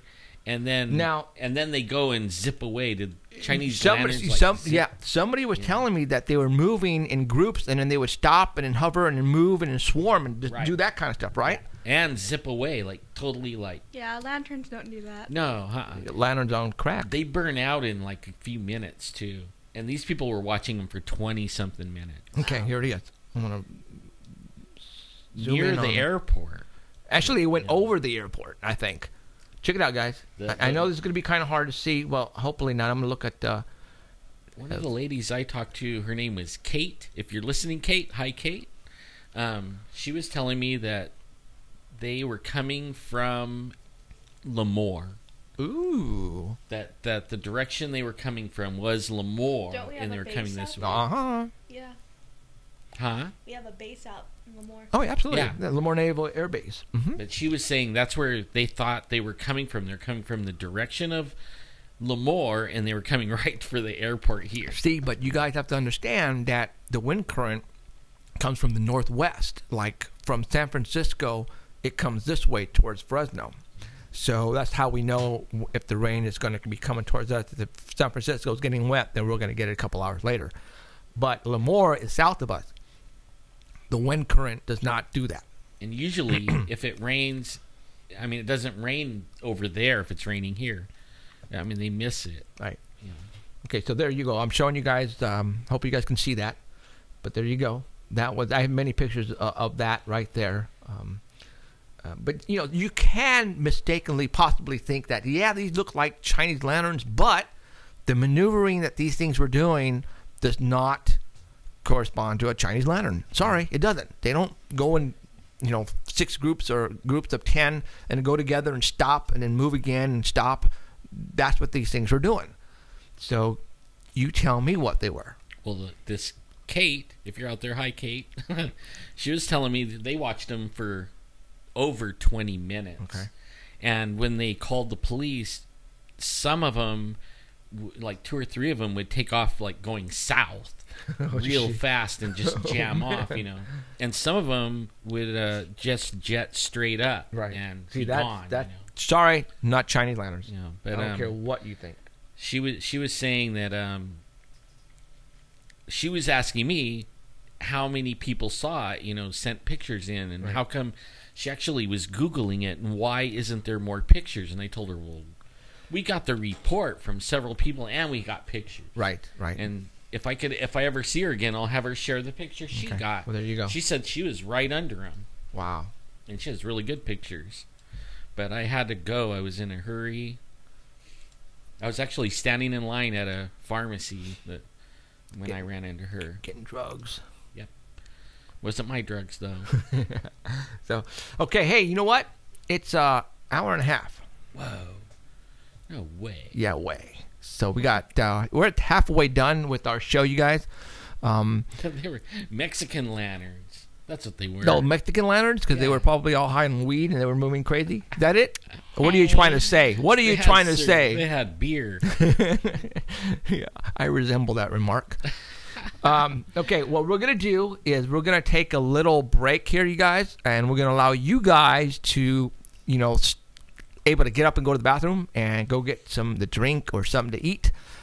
So we're just going to play you some music really quick, and I'm just going to put a picture up on the screen. And I'm going to let a song go from Possessed Tranquility. How's that? Yeah, that's a ticket. Let me get Possessed Tranquility queued up here, guys. If Possessed Tranquility's listening, you guys rock. So, and you know what? What I'm going to do is I'm going to play the whole song for the Unexplained. This is the album version, and hope you guys like it. As a matter of fact, I'm just going to loop it. And I put links on the YouTube channel and on our website. You guys can go and buy this album. They would love it if you did. I think the album's so cool. I love this song. All right, you guys. We're going to be gone for about 4 to 5 minutes. Enjoy the music, and we'll be right back.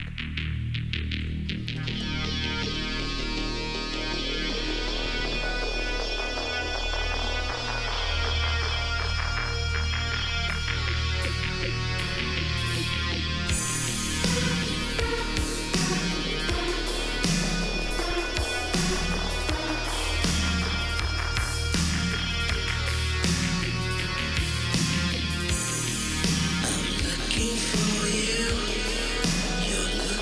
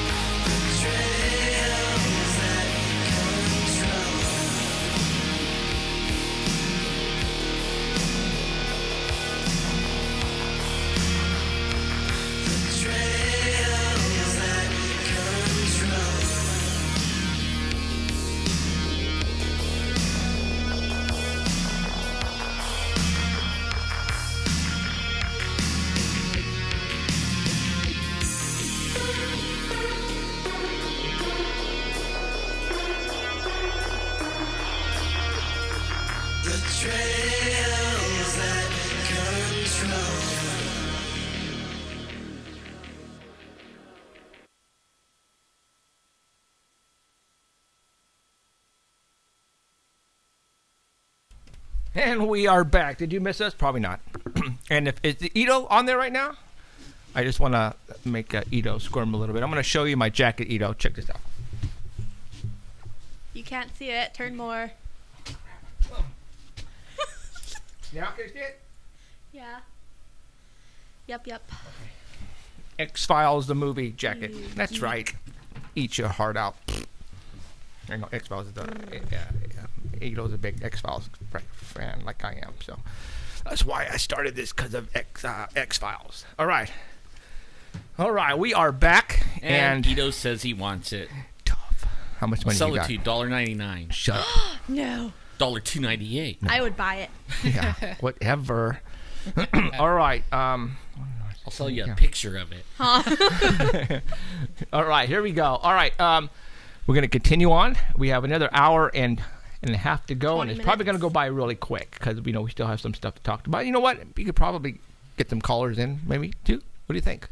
That would be cool, huh? Yeah, let's get some callers in at the very end. I mean, not the very end, but, we'll allow some time in there. Making me do work now. That dang straight. All right. I'm going to show you a picture here real quick. Actually, the Fox Network here in Fresno posted it from somebody here in Fresno who got a photograph. It was taking a picture out in the boonies, the countryside.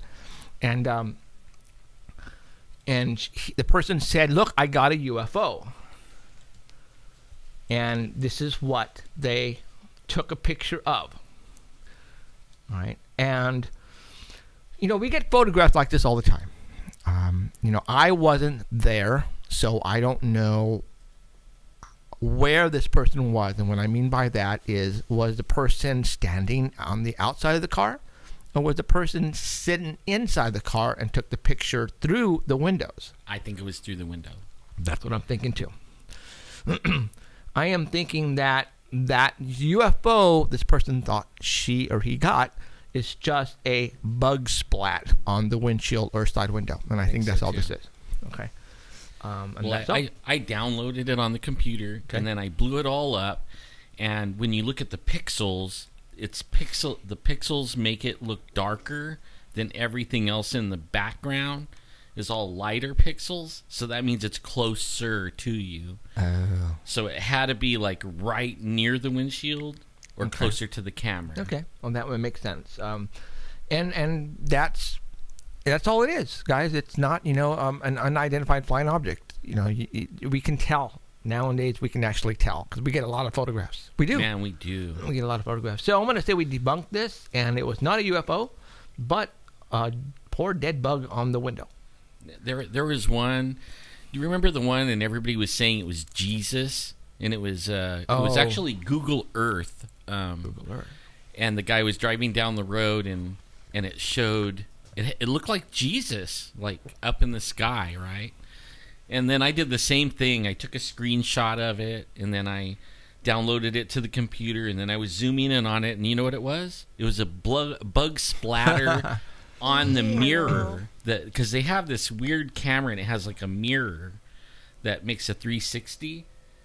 So there was this bug splatter, and then what I did was I followed the Google Earth down the road into a tunnel, and that bug splatter for like miles, that bug splatter was in the same spot. So that's how I knew it wasn't. They were saying it was just in one spot, but I followed that thing for miles, and that bug splat was on that mirror for a long time. It was a bug splat, not a Jesus. There you go. So if you're out looking, if that comes up again on Facebook, you already know it was a bug splatter. You could debunk it and make yourself look like you're really smart. Tell all your friends, nah, man, that's a bug splatter. Was it? Okay, never mind. All right. For some reason, the name Wolf Manor came up. Oh, yeah. Let's talk about that. Mm-hmm. For those who don't know, in Fresno, we have, from what I understand, one of the haunted locations in the West Coast, from what I understand. And it's the Wolf Manor in Clovis, California, which is in Fresno. Well, all the big, giant cable ghost shows went to it. Ghost Hunters first, and then Ghost Adventures next, and then a couple of other ones that were small potatoes, but still you saw them on cable TV. And for all those who remember the one with Jason and Grant, where at the very beginning of that episode, they interviewed several people on incidences that occurred prior to their arrival, like in the past years, right? Well, Wolf Manor used to be a sanitarium way back in the days, all right? And there used to be more of it in the back, but it was moved, actually, to a location because of asbestos that it had in there, okay? So they had to get rid of it and move it out of the way, and they did. So they left the front portion of it, the house part. And that has asbestos. And that has asbestos still. So for some reason, the Clovis City Council does not want that here in Clovis, California anymore. And they pretty much instructed Todd Wolf that if you want to keep it, you have to bring it up to code. And that's really involving a lot. And we're talking in a lot of money. All right? We're talking how much a lot of money. Asbestos removal costs? Right.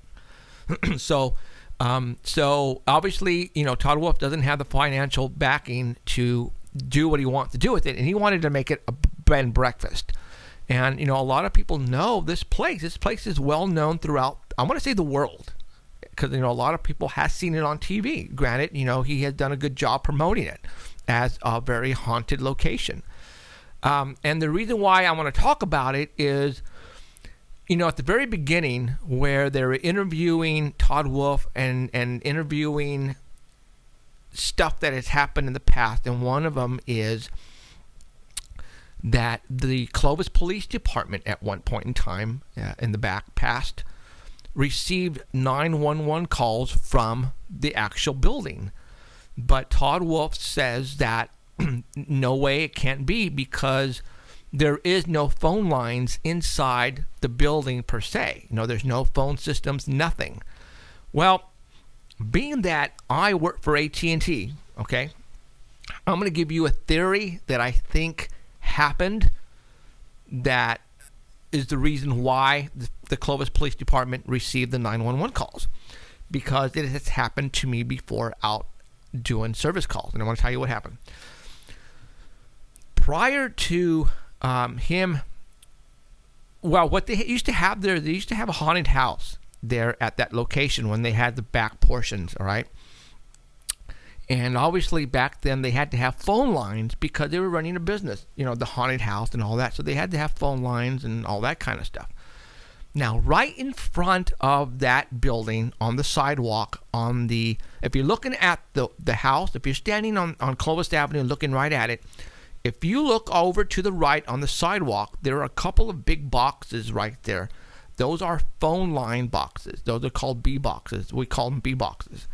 And what happens is from Clovis and Pulaski, actually Pulaski and Shaw Avenue is the central office where all the Clovis people phone lines come from. And then what they do is they go down the street and they come up to a box located on a block someplace. And then from that box, it goes out to the houses. And this is throughout the United States. This is the way it works, all right? So every house has their own set of wires, a pair of wires, 2 wires, every single house.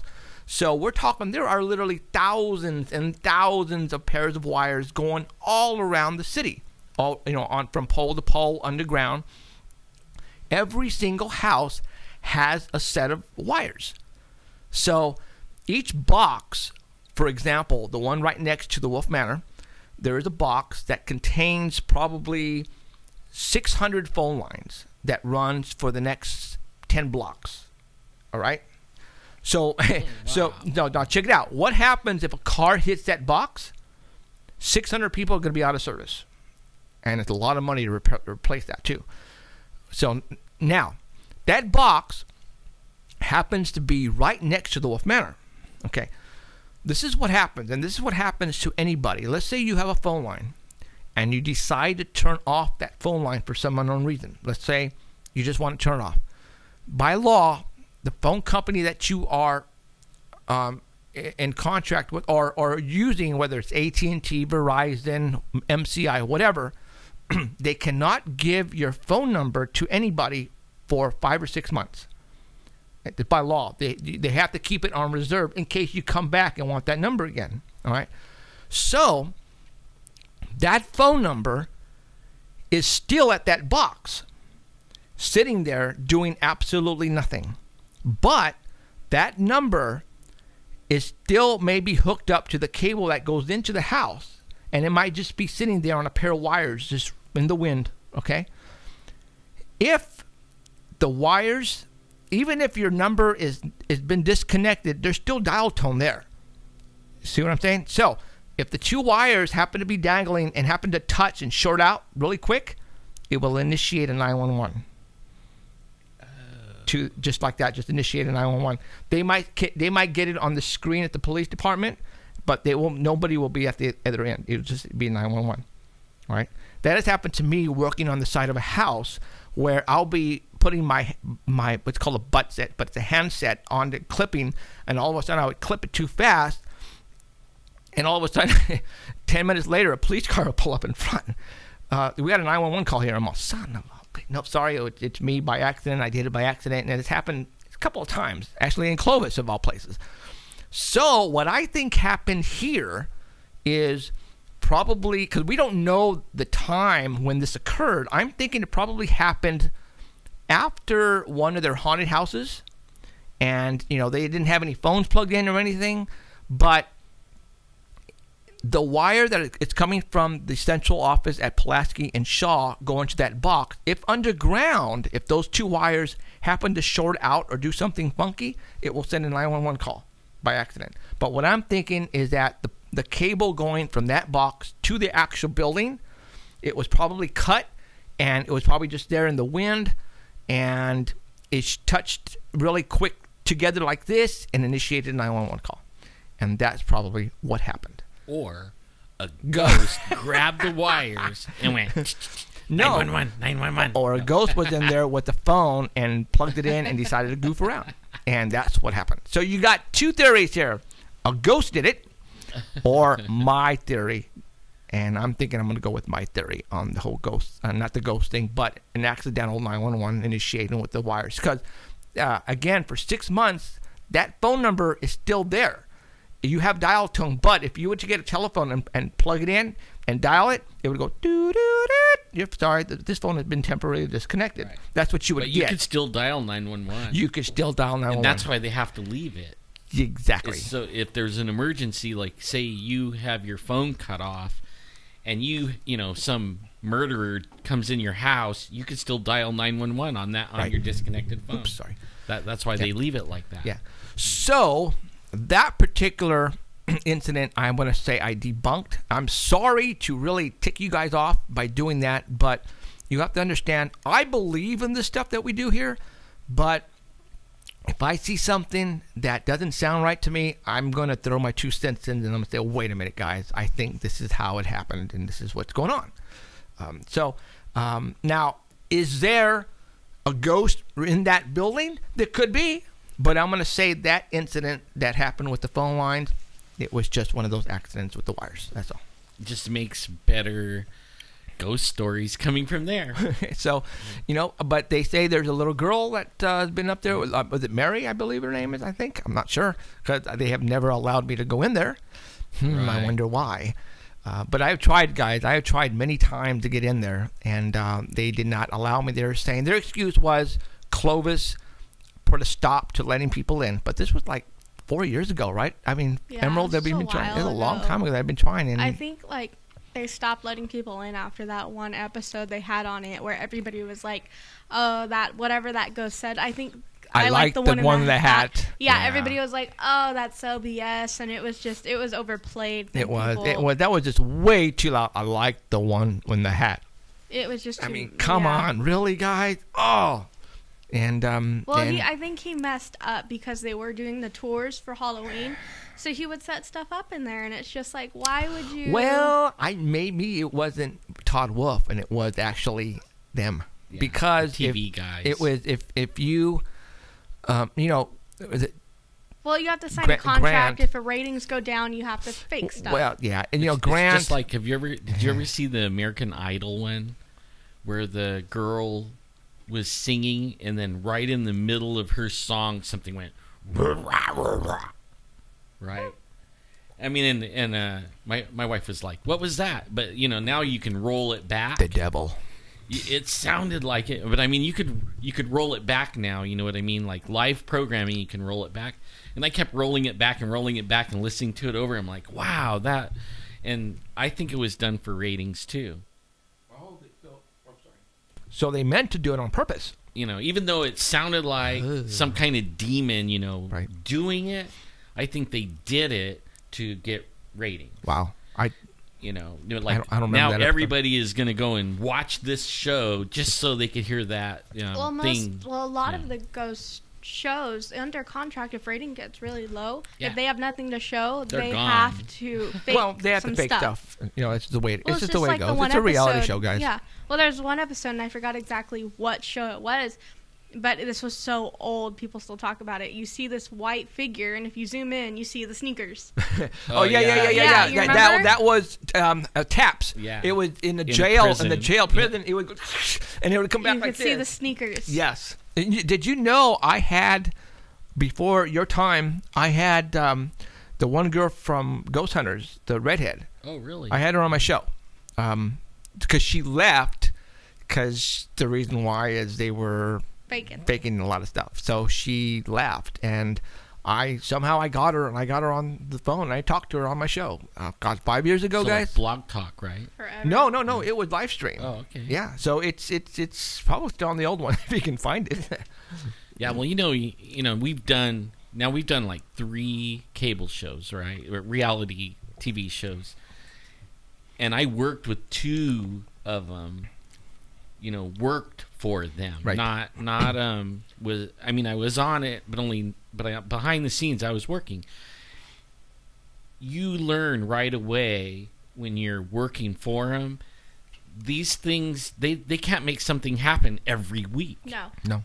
I mean, you know, just by odds, things aren't going to happen every week. They're just not. So they got to make something happen every week. Right. I mean, it's like just finding Bigfoot, something has to growl or scream or wood knock or something. Otherwise, nobody's going to tune in next week. We've done investigations where we get absolutely nothing. Absolutely nothing.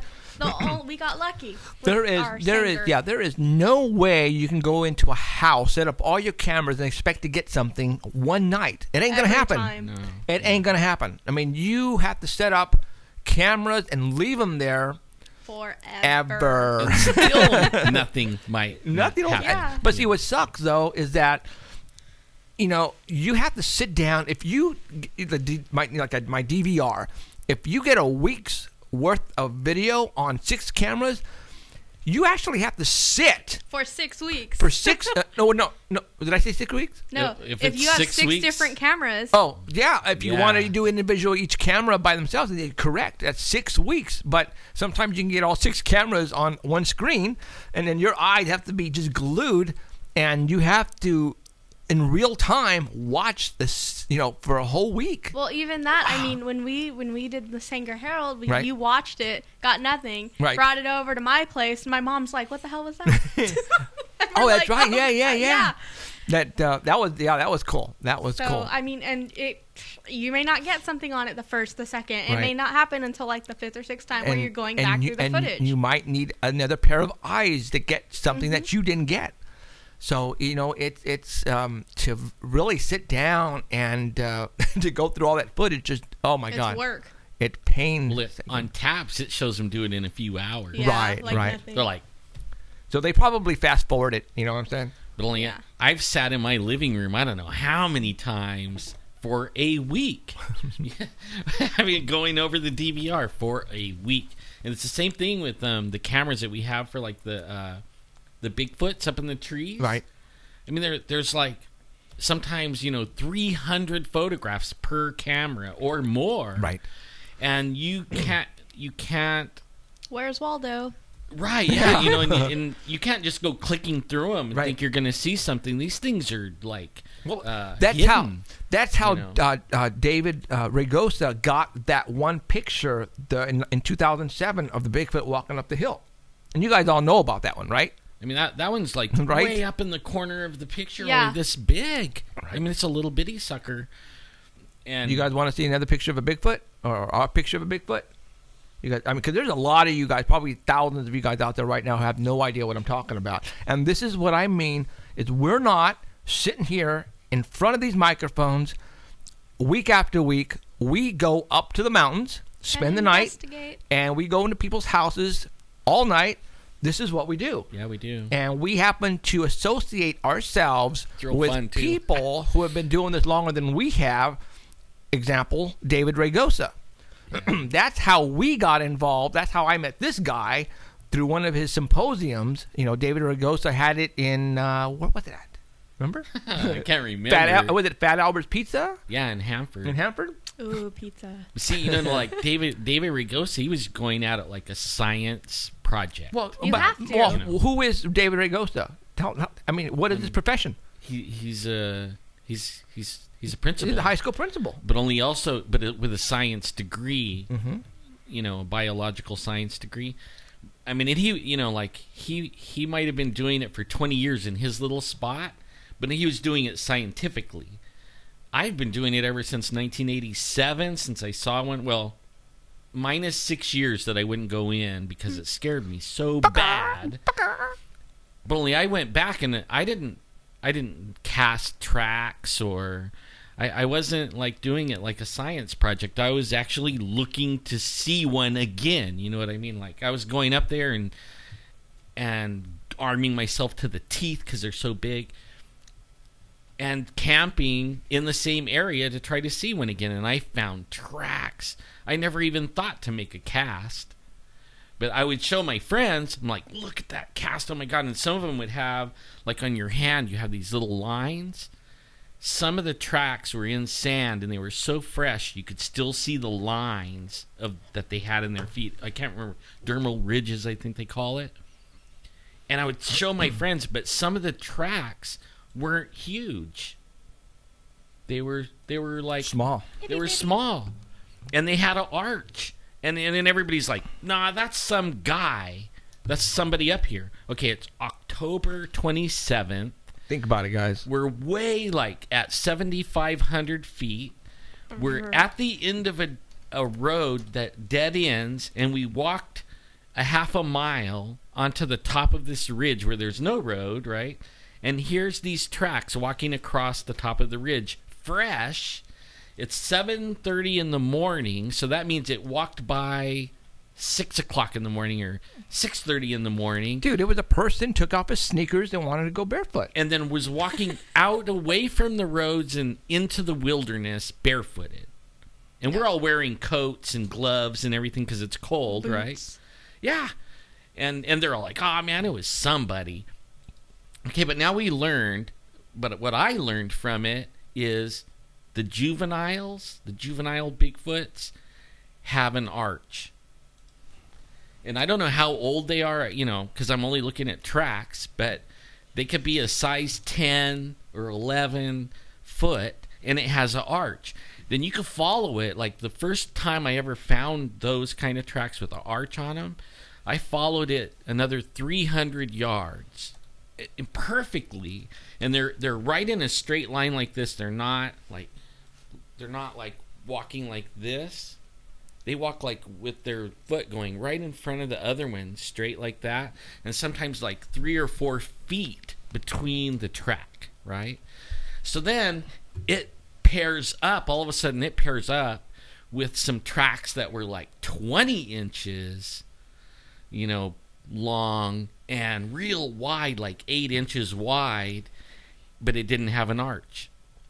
It was huge, but no arch. So the big daddy ones, they don't have an arch. Maybe as they get older, their feet flatten out because of the extra weight. I don't know. But I do know the young ones and the juvenile ones, their track, you can't tell the difference between a human and a Bigfoot. But once they get really big, then you can tell. You can tell the difference because you never seen anybody's feet that big. It ain't Shaq. Right. And the same what you were saying about Jeff Meldrum earlier, they're not faked because they step on things and break things, and you like their toes will dig in or they turn and there's like their foot gets into different shape and stuff. So it's not like somebody walking around with boarded feet, cut out feet. Plus, what are they doing up there anyways? Yeah. And like you could get shot. I mean, if you're right then is deer season usually, and you're out there walking around faking this stuff, you're gonna get your butt shot right quick. Yeah, I mean, if you're up there with a Bigfoot costume, dude, and somebody's out there hunting for deer. Some kid I was just reading today. Some kid was trying on his Bigfoot suit in Washington, and his neighbor shot him. Oh. I mean that's you can't. You'd be a fool to run around in the woods faking a Bigfoot. I'm serious. I mean, I would not do it. No, as a joke to even my camper friends who all carry. No, carry. No, so okay. I just got an email from a watcher. She's actually watching us right now. Her name is Becky. She wants to know where I got my X-Files jacket. Well, I got this sucker in L.A. when I was living up there. Store. It was probably in 1990, Becky, and it was in a. It's older than I. It was in a place where it was in a big warehouse where they come and sell, cards and comic books like a con, but it was like a swap meet for this type of stuff, and it was there, and I bought it for like $100. Wow! Back then, in 1990. So I bet you could sell it for like 1,000. I don't know. I'm thinking it's like totally legit because I mean it has everything embroidered, like what I'm saying. So, and I also have the director's chair in there that says X-Files on it too that I bought at the same place. I'll bring that out next time. That way you can. I want that. No. So all right. Now we were talking about Bigfoot. For all those, again, for those who are just tuning in the past year, probably still don't know of all the stuff that we've had in the past that we have in archives as far as pictures and videos.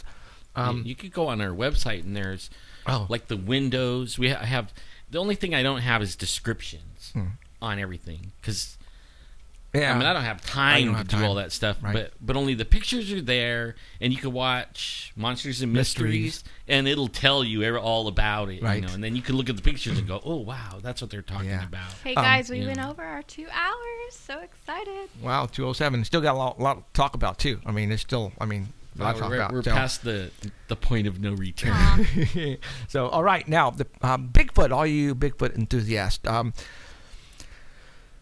why are we so involved in all of the stuff paranormal? Like I say, ghost, Bigfoot, UFOs. If you're gonna do one, you might as well do them all. That's right, damn it. You know, it kind of goes together. When I started this, I started in the ghost first. Then I went from ghosts to UFOs, and then UFOs to Bigfoot. I had no clue Bigfoot was 2 hours east of Fresno. No freaking clue, dude. Well, I mean, when I was growing up here, no clue until somebody told me, hey, did you know there is a person who's been investigating for over 25 years? He's the high school principal. His name is David Ragosa. Do you want his number? I said, you think? So put me in contact with David. David invited me over to his house to check me out, see if I was legit and if I was a killer or a creep. You know, or really truly interested because he's serious. Yeah, he is. You know? And I told him, I went up there and, you know, I introduced myself, told him who I was, what I wanted to do, how this thing interests me. And he says, okay, well, it so happens it was right before Memorial Day. Right? Wow, I just couldn't have, you know, got to him in a better time. And he says, well, we have an annual Memorial Day weekend trip. Do you want to go? I said, yeah. And I went. That night was, I want to say, an eventful night. It was a not eventful. Every Memorial Day weekend, and Alan can attest to this, that it's something always happens. Weird because, like, when I met you guys, I met you first, and then David Ragosa was right before Memorial Day. Right. And then we went, you know, like, you want to go on Memorial Day? Like, duh. Yeah. Like, yeah. So yeah, I went, you know, David invited me, went up with some of his friends. That, you know, weekend, we set up some trail cameras. You know, I went with David. He mounted them. I watched them because it was my first time with all this. This is like 2007, 7 years ago. And you know, a couple of nights we were there. We heard some howling, some things walking across around the campsite. I thought, really, guys, you guys are pulling a fast one on me. This is no way these are Bigfoots. I saw them. They were scared shitless. They were so scared. They moved their chairs closer to the fire. They held their weapons close to them. And I'm looking at them, and I'm going, I've never seen grown men just pucker up their cheeks like this. And I'm going, no, there's no way. So everybody's eyes go. So I heard something that night, or those 2 nights, that really just blew me away. And it was just one of those experiences, and it hasn't been. That's not the only time this has ever happened with David. No. So went home. Several months later, he calls me, or a month later, several months later, he goes, Jeff, hey, you want to go with me to go get the SD cards from the cameras? And I said, yeah. So it was just David and I. We go up in his Jeep. He picks me up. We go up, and we go to all of the cameras that he had placed that day, Memorial Day weekend. I took my laptop computer, and each SD card, I threw it in my laptop, and I downloaded all of them, and he went through them really quick there. You know, boom, boom, boom, boom, boom, boom, boom, boom. Okay, you know, we got bear and deer, and the pictures were left on my laptop computer, and he took the SD card and put a new one in and took it home, and it was like 2 or 3 of them, the same camera, 3 cameras, 3 SD cards. I had all the pictures on my laptop, though. So we go home. That night, I was watching 2.5 Men with my wife, and I remember it just like yesterday. I get a phone call on my cell phone. He goes, "It's David." I go, "Hey." He goes, "Jeff." He goes, "You still have those pictures on your laptop?" And I go, "Yeah." Why don't you turn on your laptop and pull up those pictures? And I said, "Okay." So I put up the laptop and turned it on, got those pictures. He says, "All right, go to number 57 or 53, one of those." And I went to it, and this is what I see.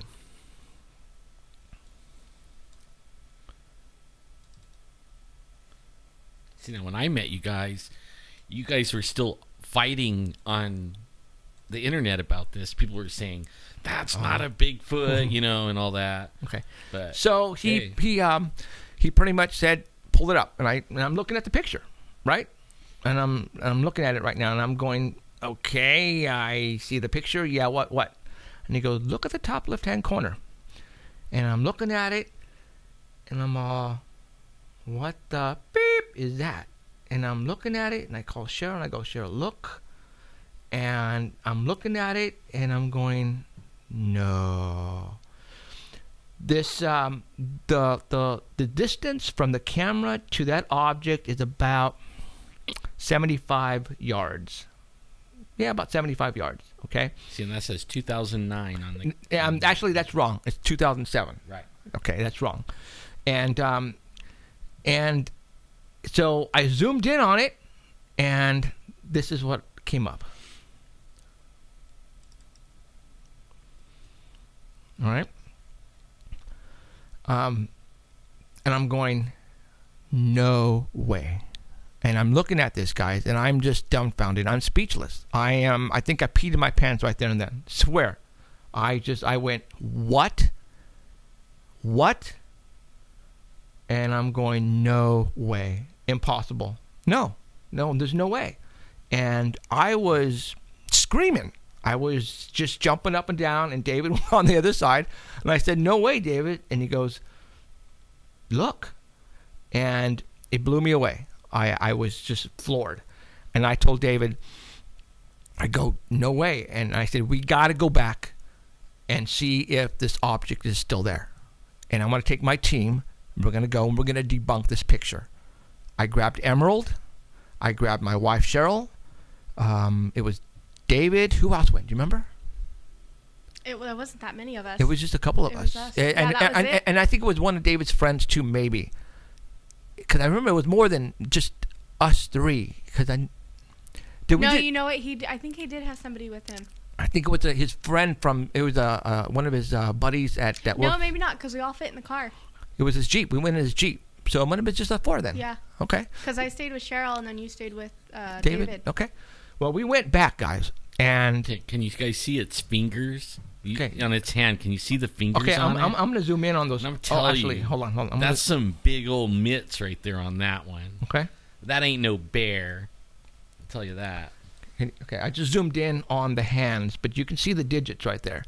You can actually. Oh, I'm sorry. Let me move this up here. You can actually see the chin and possible nose.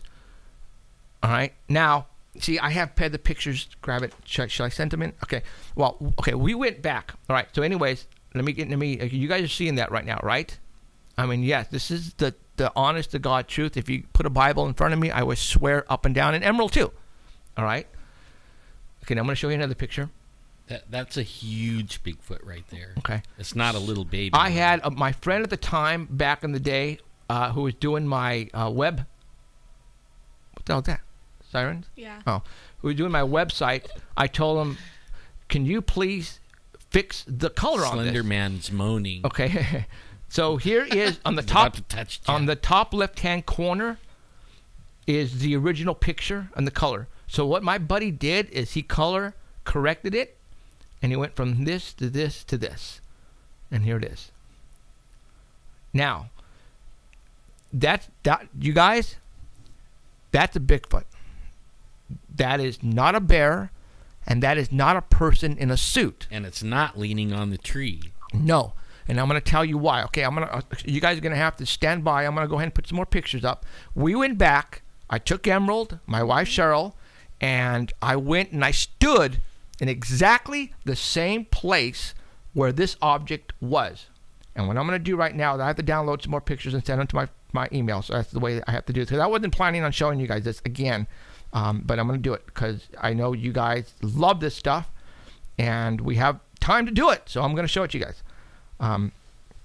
I remember we were on, and I'm going to say it right now because I hope Art Bell doesn't get mad, but we were on, David and I were on Coast to Coast because of this photograph. And that night, and I have proof, I had 67,000 people go to my website that night because of this picture. I remember Crashed that. your website. I remember that. You remember that? I actually saved the paper. I went 67,000 people went to my website that night to look at these photographs because we were on with, back then, George Norrie and Coast to Coast. It was George Norrie. It was George Norrie, yeah. But you didn't hear me say that. But that's how many people went that actually took the time to go out to go look at these photographs. It was unfreaking believable. So, okay, so we went back and I said, people, okay, this is what happened. I said to David, will you please allow me to put this on my website? And he says, dude, you're gonna get slammed. Mm-hmm. And I said, what do you mean? That's a Bigfoot. I go, you know that, I know that, you're going to get slammed. And I had no idea what he meant by that. I had no freaking idea what he meant by that. Yeah, but it's not leaning on the tree. Oh, no. It's Okay, between okay. trees. Yes, really. let me show you. Okay, because people are saying that in the chat, right? Yeah. Okay. I'm going to stand by, you guys. I am going to... Well, even at that angle, I don't think you could lean on that tree. Well, actually, part of him you can't even see because he's behind the tree. Right. I mean, that thing's big. You can't see his butt. Imagine, yeah, you know, if you're looking the way we are looking at the camera angle, right, you think that the object is on a tree or leaning against a tree. But if you were to move and walk all the way in front of that Bigfoot, then you're going to notice something. And let me show you what I mean by that. I have to download 2 more pictures, guys. Stand by. You look so short when you were standing next to that thing, too. Okay. And I was expecting to be I knew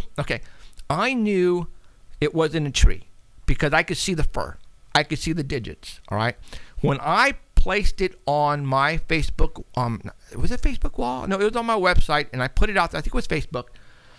People were slamming me big time saying it was a tree and it was a bear. But most of them were saying it was a tree.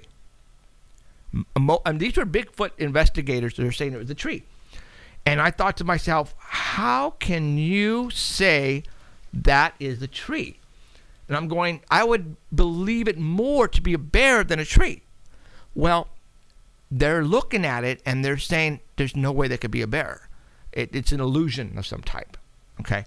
And I'm just looking at them and I was going after all these people. As a matter of fact, like Joe Walls and all those guys were going, get him, Jeff. Get him, Jeff. Because what happens in this, and I don't want to say business, but in this, what we do is people will post a picture or a video and people will rag on them forever, and the person who put up this picture will keep their mouth shut and let them do it, right? And people were calling me a hoaxer, were calling me a liar, were calling David a liar, a hoaxer, it's a tree, it's a guy in a suit, and I was pissed off, and I was going to every single comment and from everywhere, and I was just letting them have it, giving them the rebuttal to their comment, to their theory, and I was shutting them down, and people didn't like it. People hated me. Oh man, they hated me. But people were saying, good for you, Jeff, go get him. And I would say, yeah, because how dare you call me a faker, a hoaxer, and I was ticked because you know that hasn't changed. It's actually got worse. Like right now, we were talking about Todd Standing. Right. I mean, there really isn't anything to call him a hoaxer on, really. I mean, there's no real proof that he hoaxed any of that. But only, man, everybody is out to bash him like crazy. Now, Rick Dyer, that guy is a hoaxer. I mean, he just came up with a Bigfoot in under a tarp.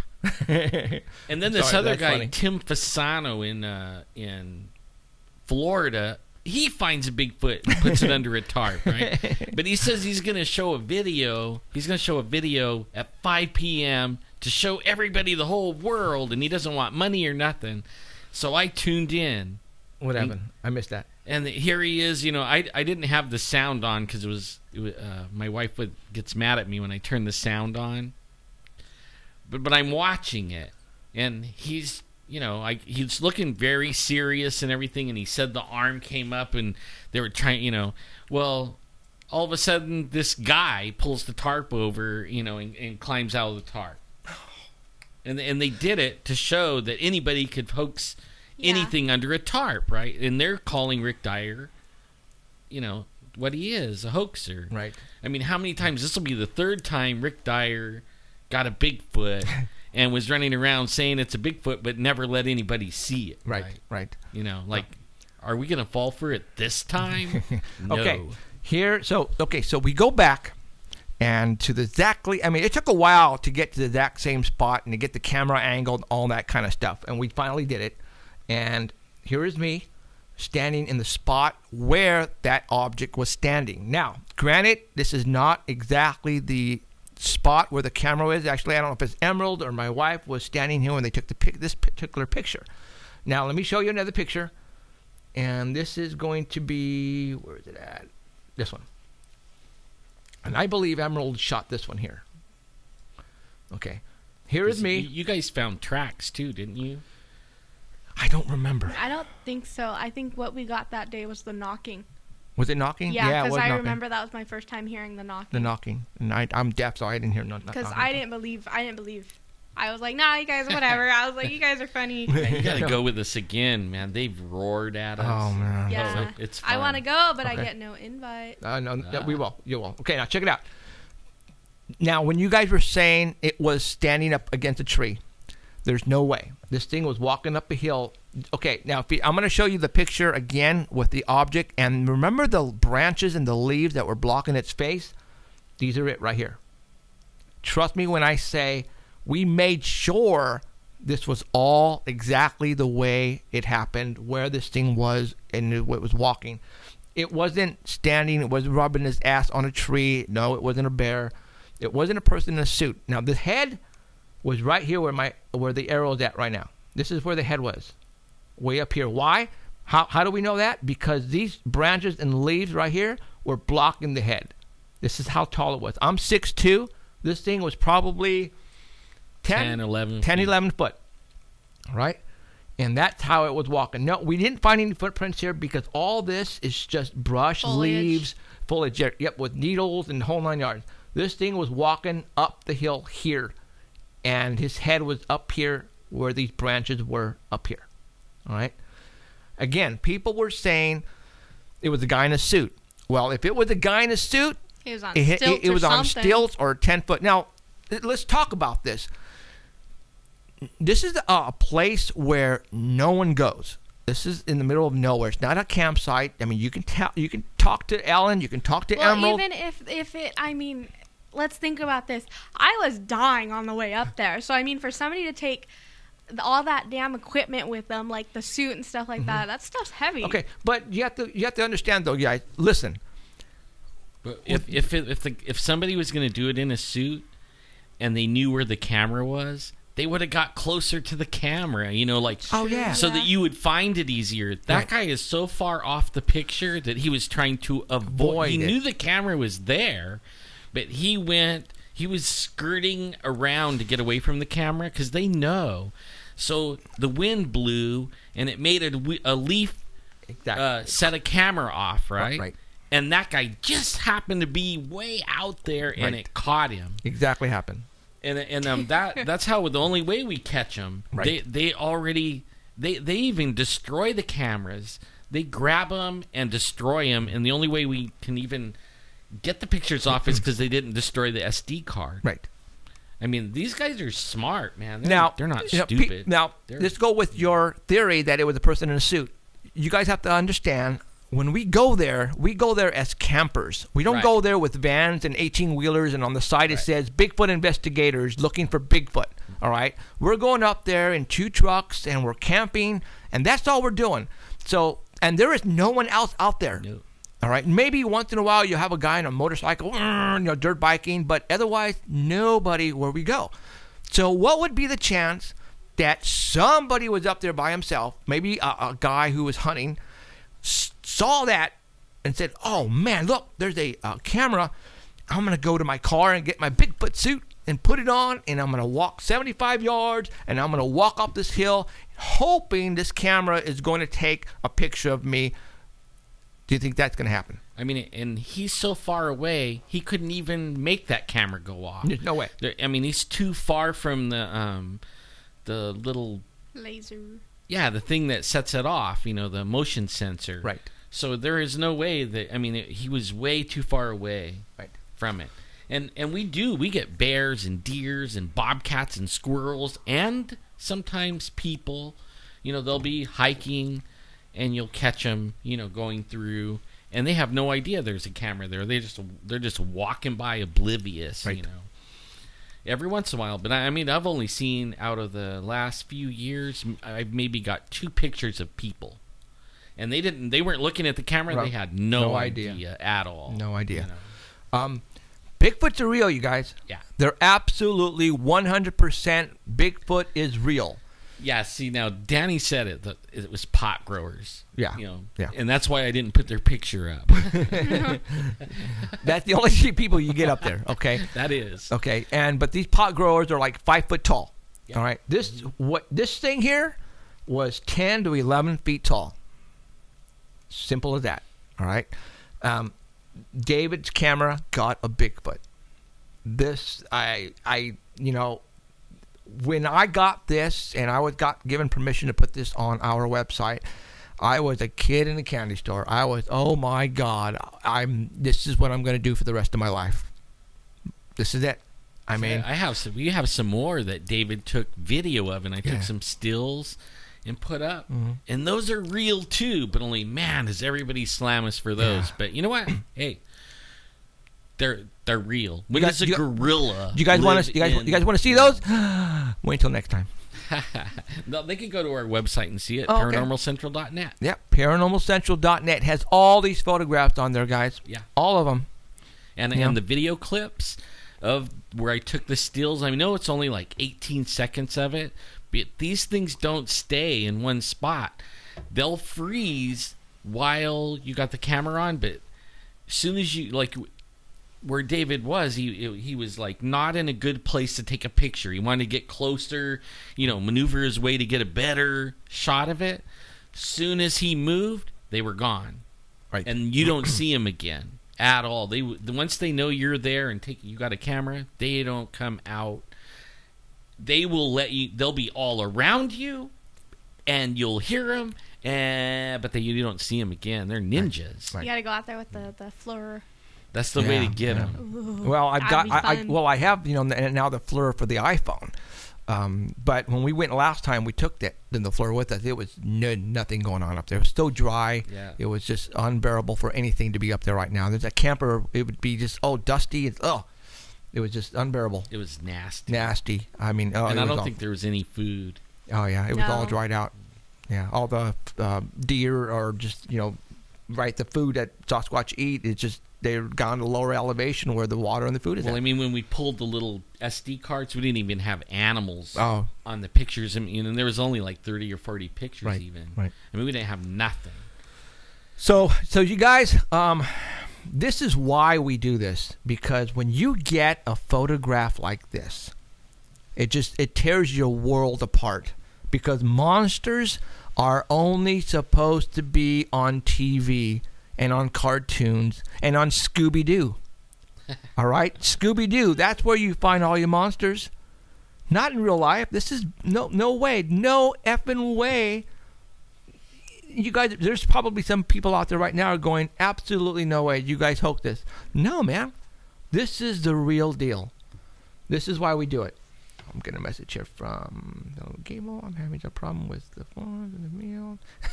the same form that you got. We'll talk about that later. No problem. So this is why we do it. Because the one photograph that we can get, something like this, will turn somebody's life apart. People who don't believe in this stuff, if you show them this, you will turn their life. they will be upset at you for doing this. Well, they'll never believe it. Never. But I tell you, if you're in the woods and you're like with my thing, you're sitting there and then here comes a man, what you think is a man, walking, and then as it gets closer, you start realizing that's not a man. It moves like a man. It walks like a man.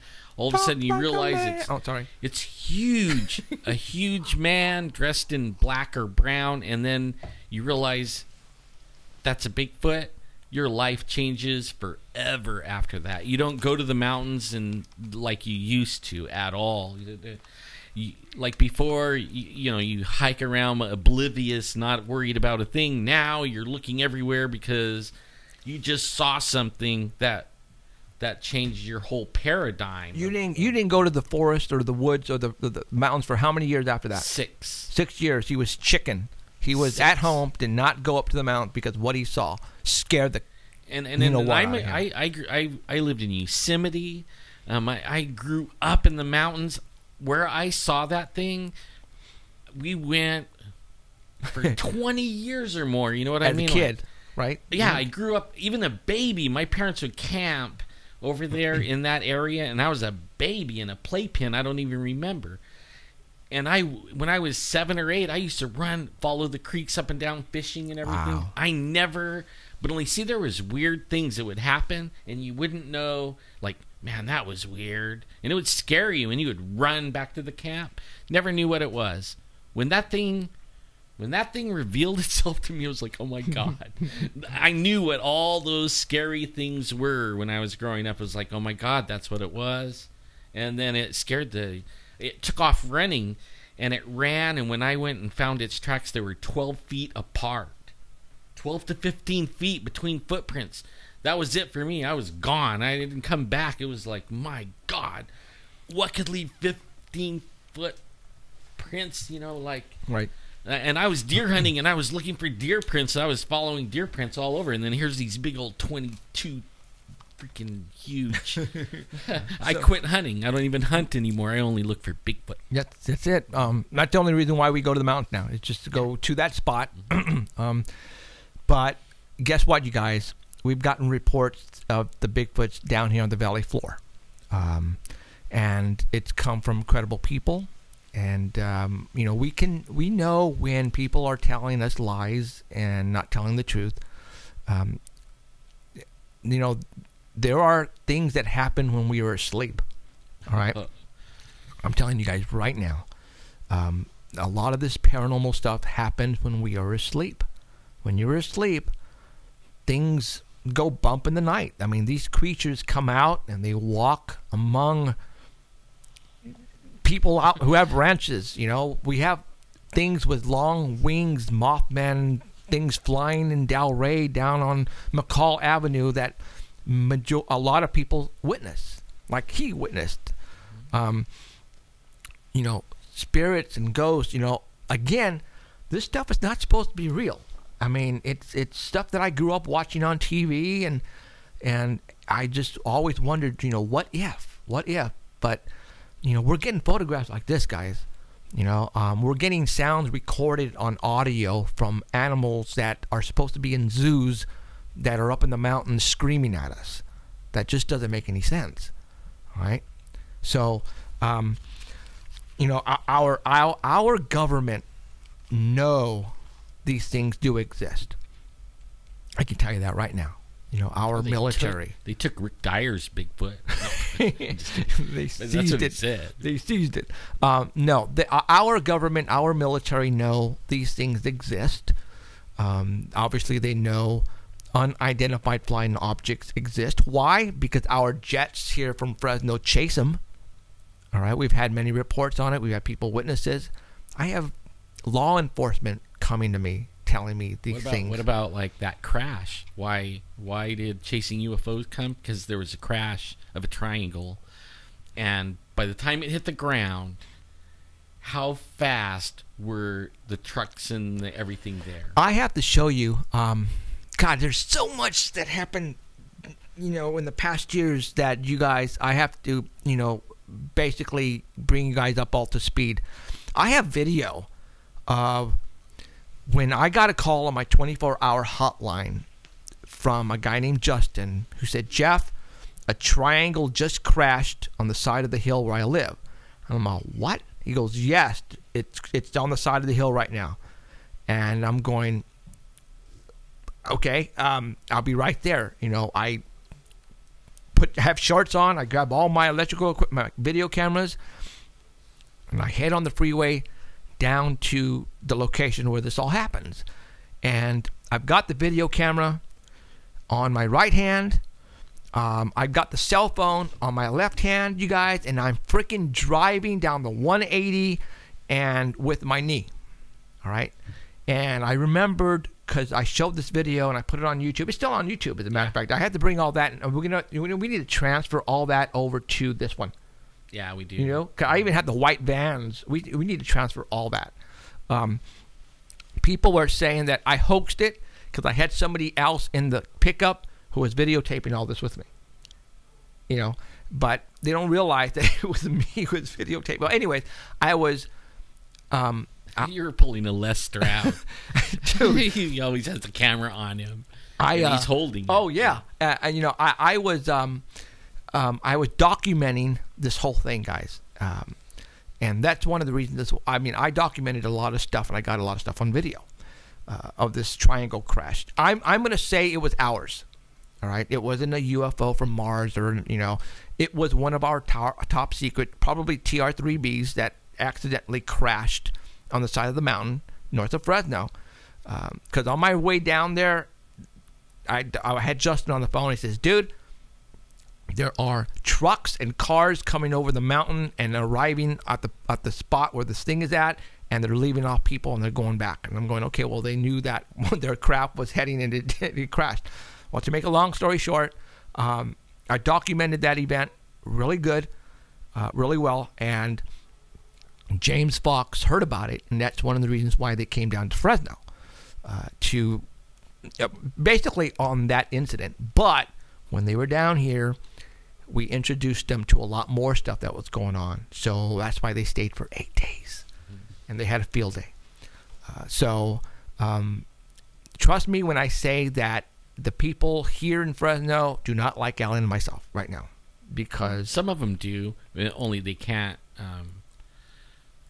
They can't come out and... they can't come out and say it. They want to be a part of it and everything, and they say, good job, but don't say my name. Yeah. So, again, there's a lot of things that are going on here, and we're trying to... And again, I know there's a lot of people who just started with us even a year ago that I've been showing, people on here for 4 years ago that you guys have missed out on so much. Just like this Bigfoot, probably a lot of you guys had no idea that we had these photographs. No clue. Well, that's kind of cool, because then we could go back.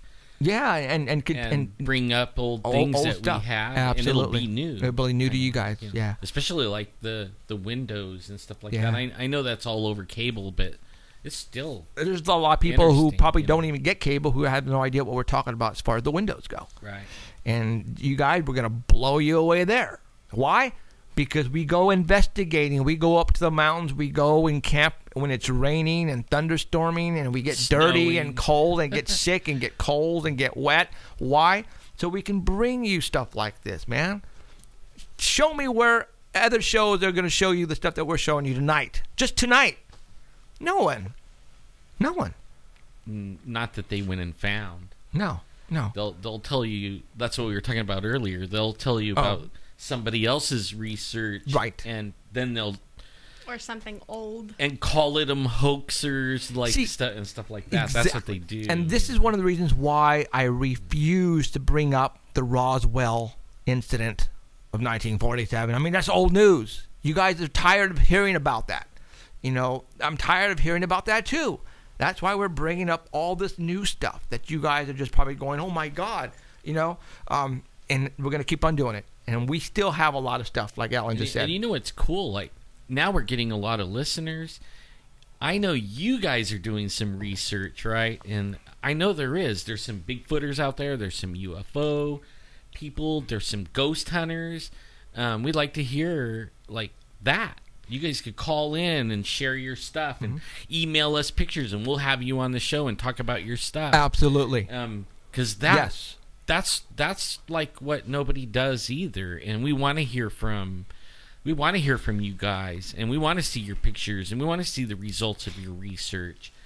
I mean, that's what gets me going and keeps me, going after the same research. We're like the same. I mean, I love that stuff. That's going to be our TV show, guys. We want to bring real people in, and we're going to show you the world what somebody just got last week. Yeah. All right, or a month ago, or this person who's been sitting on this photograph or this video, and that he or she got when she was 10 years old in the backcountry, but has never brought it out because she's afraid people are going to laugh at her. But that's not what we're about here. We're about people coming out and finally saying, you know what, Jeff, I got this 20 years ago, and I need for you to see it, and I'm going to show it to you guys, man. We're going to fly them out to our TV show, put them on the couch if they want to come. Yeah, if they want to come. If not, we'll Skype you. Yeah, we can Skype you. Or you just give us permission and we'll show it and you on the phone giving us details or giving everybody details. That's what we want to do, man. Kind of like how we did Danny at the beginning. We put the pictures up and Danny's talking on the phone. Right. And you guys could do that. Yeah.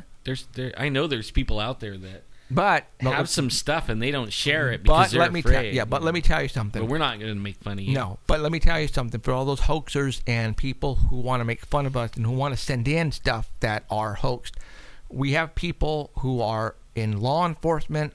Mickey Burrow, as a matter of fact, is our go-to guy. If we get a photograph or a video, we're going to give it to him first, and he's going to analyze it to make sure it is legit. He is the guy who's going to do it for us, all right? So don't think you're going to try to pull a fast one on us.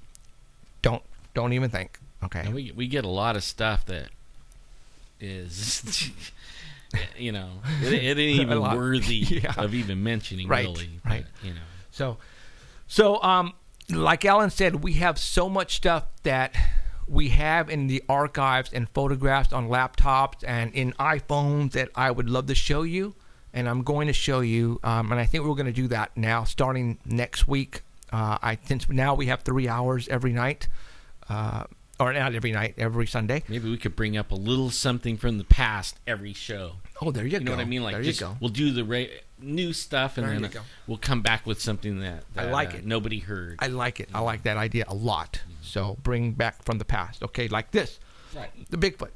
This is something that a lot of you guys have no clue that we had, and we have it. So there you go. So all right, let's continue on. We got about 15 minutes left, and we are done. Wow, it went by quick. Why? Because we love what we do. And this is going by really quick, man. Seriously. Okay. I am going to show you guys real quick. Let's talk. Ghost maybe. Yeah. Let's see.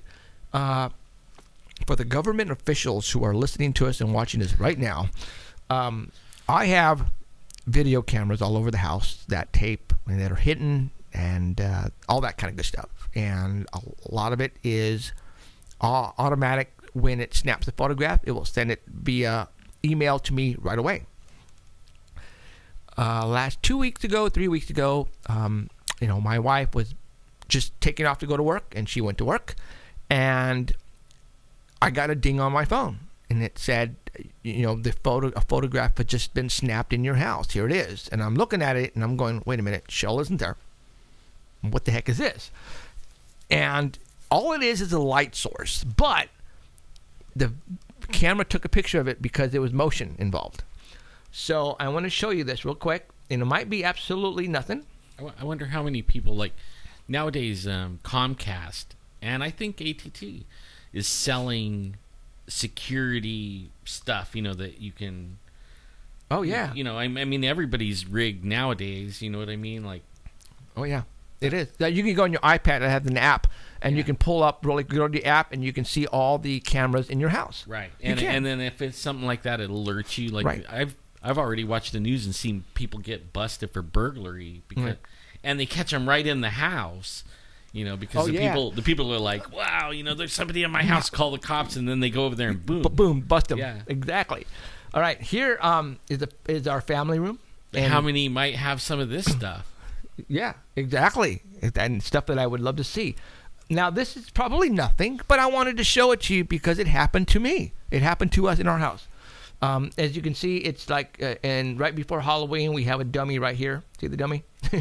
Cheryl is getting all the props out and stuff like that. But this light source going from left to right, as you can, it took 2 pictures. It's not at the bottom, but it's at the top. Obviously, it was motion enough for the camera to take a picture. It would only take a picture if something goes across it and sets off the motion. It looks like close to the camera. I don't know what it is. Is that a fairy? You know what I'm saying? My wife Cheryl is into this stuff just like I am, and Here comes the helicopter. Yeah, it's ticked off because we showed the Bigfoot photo. And she was looking at this and she was going, "Why? I mean, look at that. I mean, what could have done that?" I don't know. Okay, a bug couldn't have left the light source like that. She was already gone. This was in the morning. Too, this was in the morning. This was like, I want to say 15, 20 minutes after she left. Then all of a sudden, this thing just happened. Obviously, it's actually it's an object because the camera picked it up and took a photograph of it. So what happens is it takes 2 photographs, one right after the other. So the top one, it got it, and the bottom one, it didn't get it. So whatever it was fast, and it left. And you know what it reminded me of? You know what Tinkerbell on Disneyland, when he goes like this, and it leaves that in the backdrop? That's what this reminds me of. And then Cheryl was going, "Hey," at the front of this is a fairy? I'm just throwing it out there to you guys because this actually happened to us and we got it on, as far as the photograph goes. So I'm showing it to you. All right. I'm showing it to you. There you go. Okay. That's interesting. It really is. I mean, really. I mean, come on. I tried to debunk this. I tried. Even if it was a fly or a bug. Usually they go by so fast that all you get is a picture and you don't see anything. Yeah, I mean, you know what I mean? But see, my wife is so into gnomes and fairies, and she is following. She reads a lot of books on that stuff, and it's just weird that we got this, and I don't know what to say. Anybody have any suggestions out there? Chat. What do you think this light source can be? Yeah. There. We are stumped too. And I just wanted to show it to you guys. So there you go. All right. That is interesting looking. Okay, so another picture that I wanted to, somebody mentioned this and sent a text. I don't remember what it was, but you mentioned this about how do you pronounce that? Shemitah? Shemitah. That the next Shemitah begins in accordance with the Jewish calendar, and that is the new year. That was September the 25th. Right. And even I showed you this, and you go, "Whoa, how did I miss that?" Explain to everybody what this is, because Ebola happened to have come to the United States on that same day. Well, I never heard of the Ebola, happening on the same day, but I got this from Gina Cantu. It looks like she sent this, and I guess she did some research, and it's just the Ebola broke into the news on September the 25th, and it so happens that is the day when I guess Shemitah occurs. I don't know. I'm not much into this, and I know you are. Yeah, well, I mean, it's that. See, that just means a judgment, right? Right. That's what it means. So that means Ebola is a judgment, and I don't know. I'm not real big on the Ebola thing. Right. Still, I mean. Okay, now you mentioned something. I mean, not enough people. Like if 150,000 people die from Ebola, then you got my attention. Then it's time to really freak out. Yeah. Now, you mentioned to me that a lot of the mediums and people who can forecast the future and all that kind of stuff are saying something about the next election. Yeah, man. Go ahead. And Scare everybody. Scare everybody. What's weird about it is like it's running the gamut of mediums, seers or whatever, prophets. Even in the Christian world, everybody is saying that the president is not going to be like when the election comes to get rid of the president. There ain't going to be an election. The president Obama is going to be King Obama or whatever. You know what? William Stillings has been saying that for a long time. Yeah, he has. But I mean, more and more people are talking about it, and they're having dreams. Like you can go on YouTube and type it in, and you can watch these people, and they'll tell you their dreams. Now, let's talk about this. We only have like 7 minutes left. What will make this happen? Well, it already actually he signed the laws to already make it happen. Like it could happen if he makes martial law. Right. It could happen. Do we really think, though, that if something like that, because a lot of people don't like him already as it is, that if that were to happen, people would just sit around and let it happen? So far, everybody is sitting around and letting it happen. No. Okay, but it drives me nuts. Like Alan just said, in order for the next election not to occur, something has to happen. And it could be a giant solar flare. It could be Ebola. Ebola gets big enough. It has to be a martial law occurrence. So, in other words, let's just say, like Alan said, if Ebola happens to take off and it's time to bring in the military to cut off the borders, Obama could say, that's it, we're cutting everything in martial law right now. That suspends all elections until the martial law is taken off. Okay, so like you said, it could be a solar flare. It could be something that he, or not I want to say he, but people that work for him actually do to initiate a power grid shutdown of some kind. False flag. That's where I'm going with this. A false flag. Okay.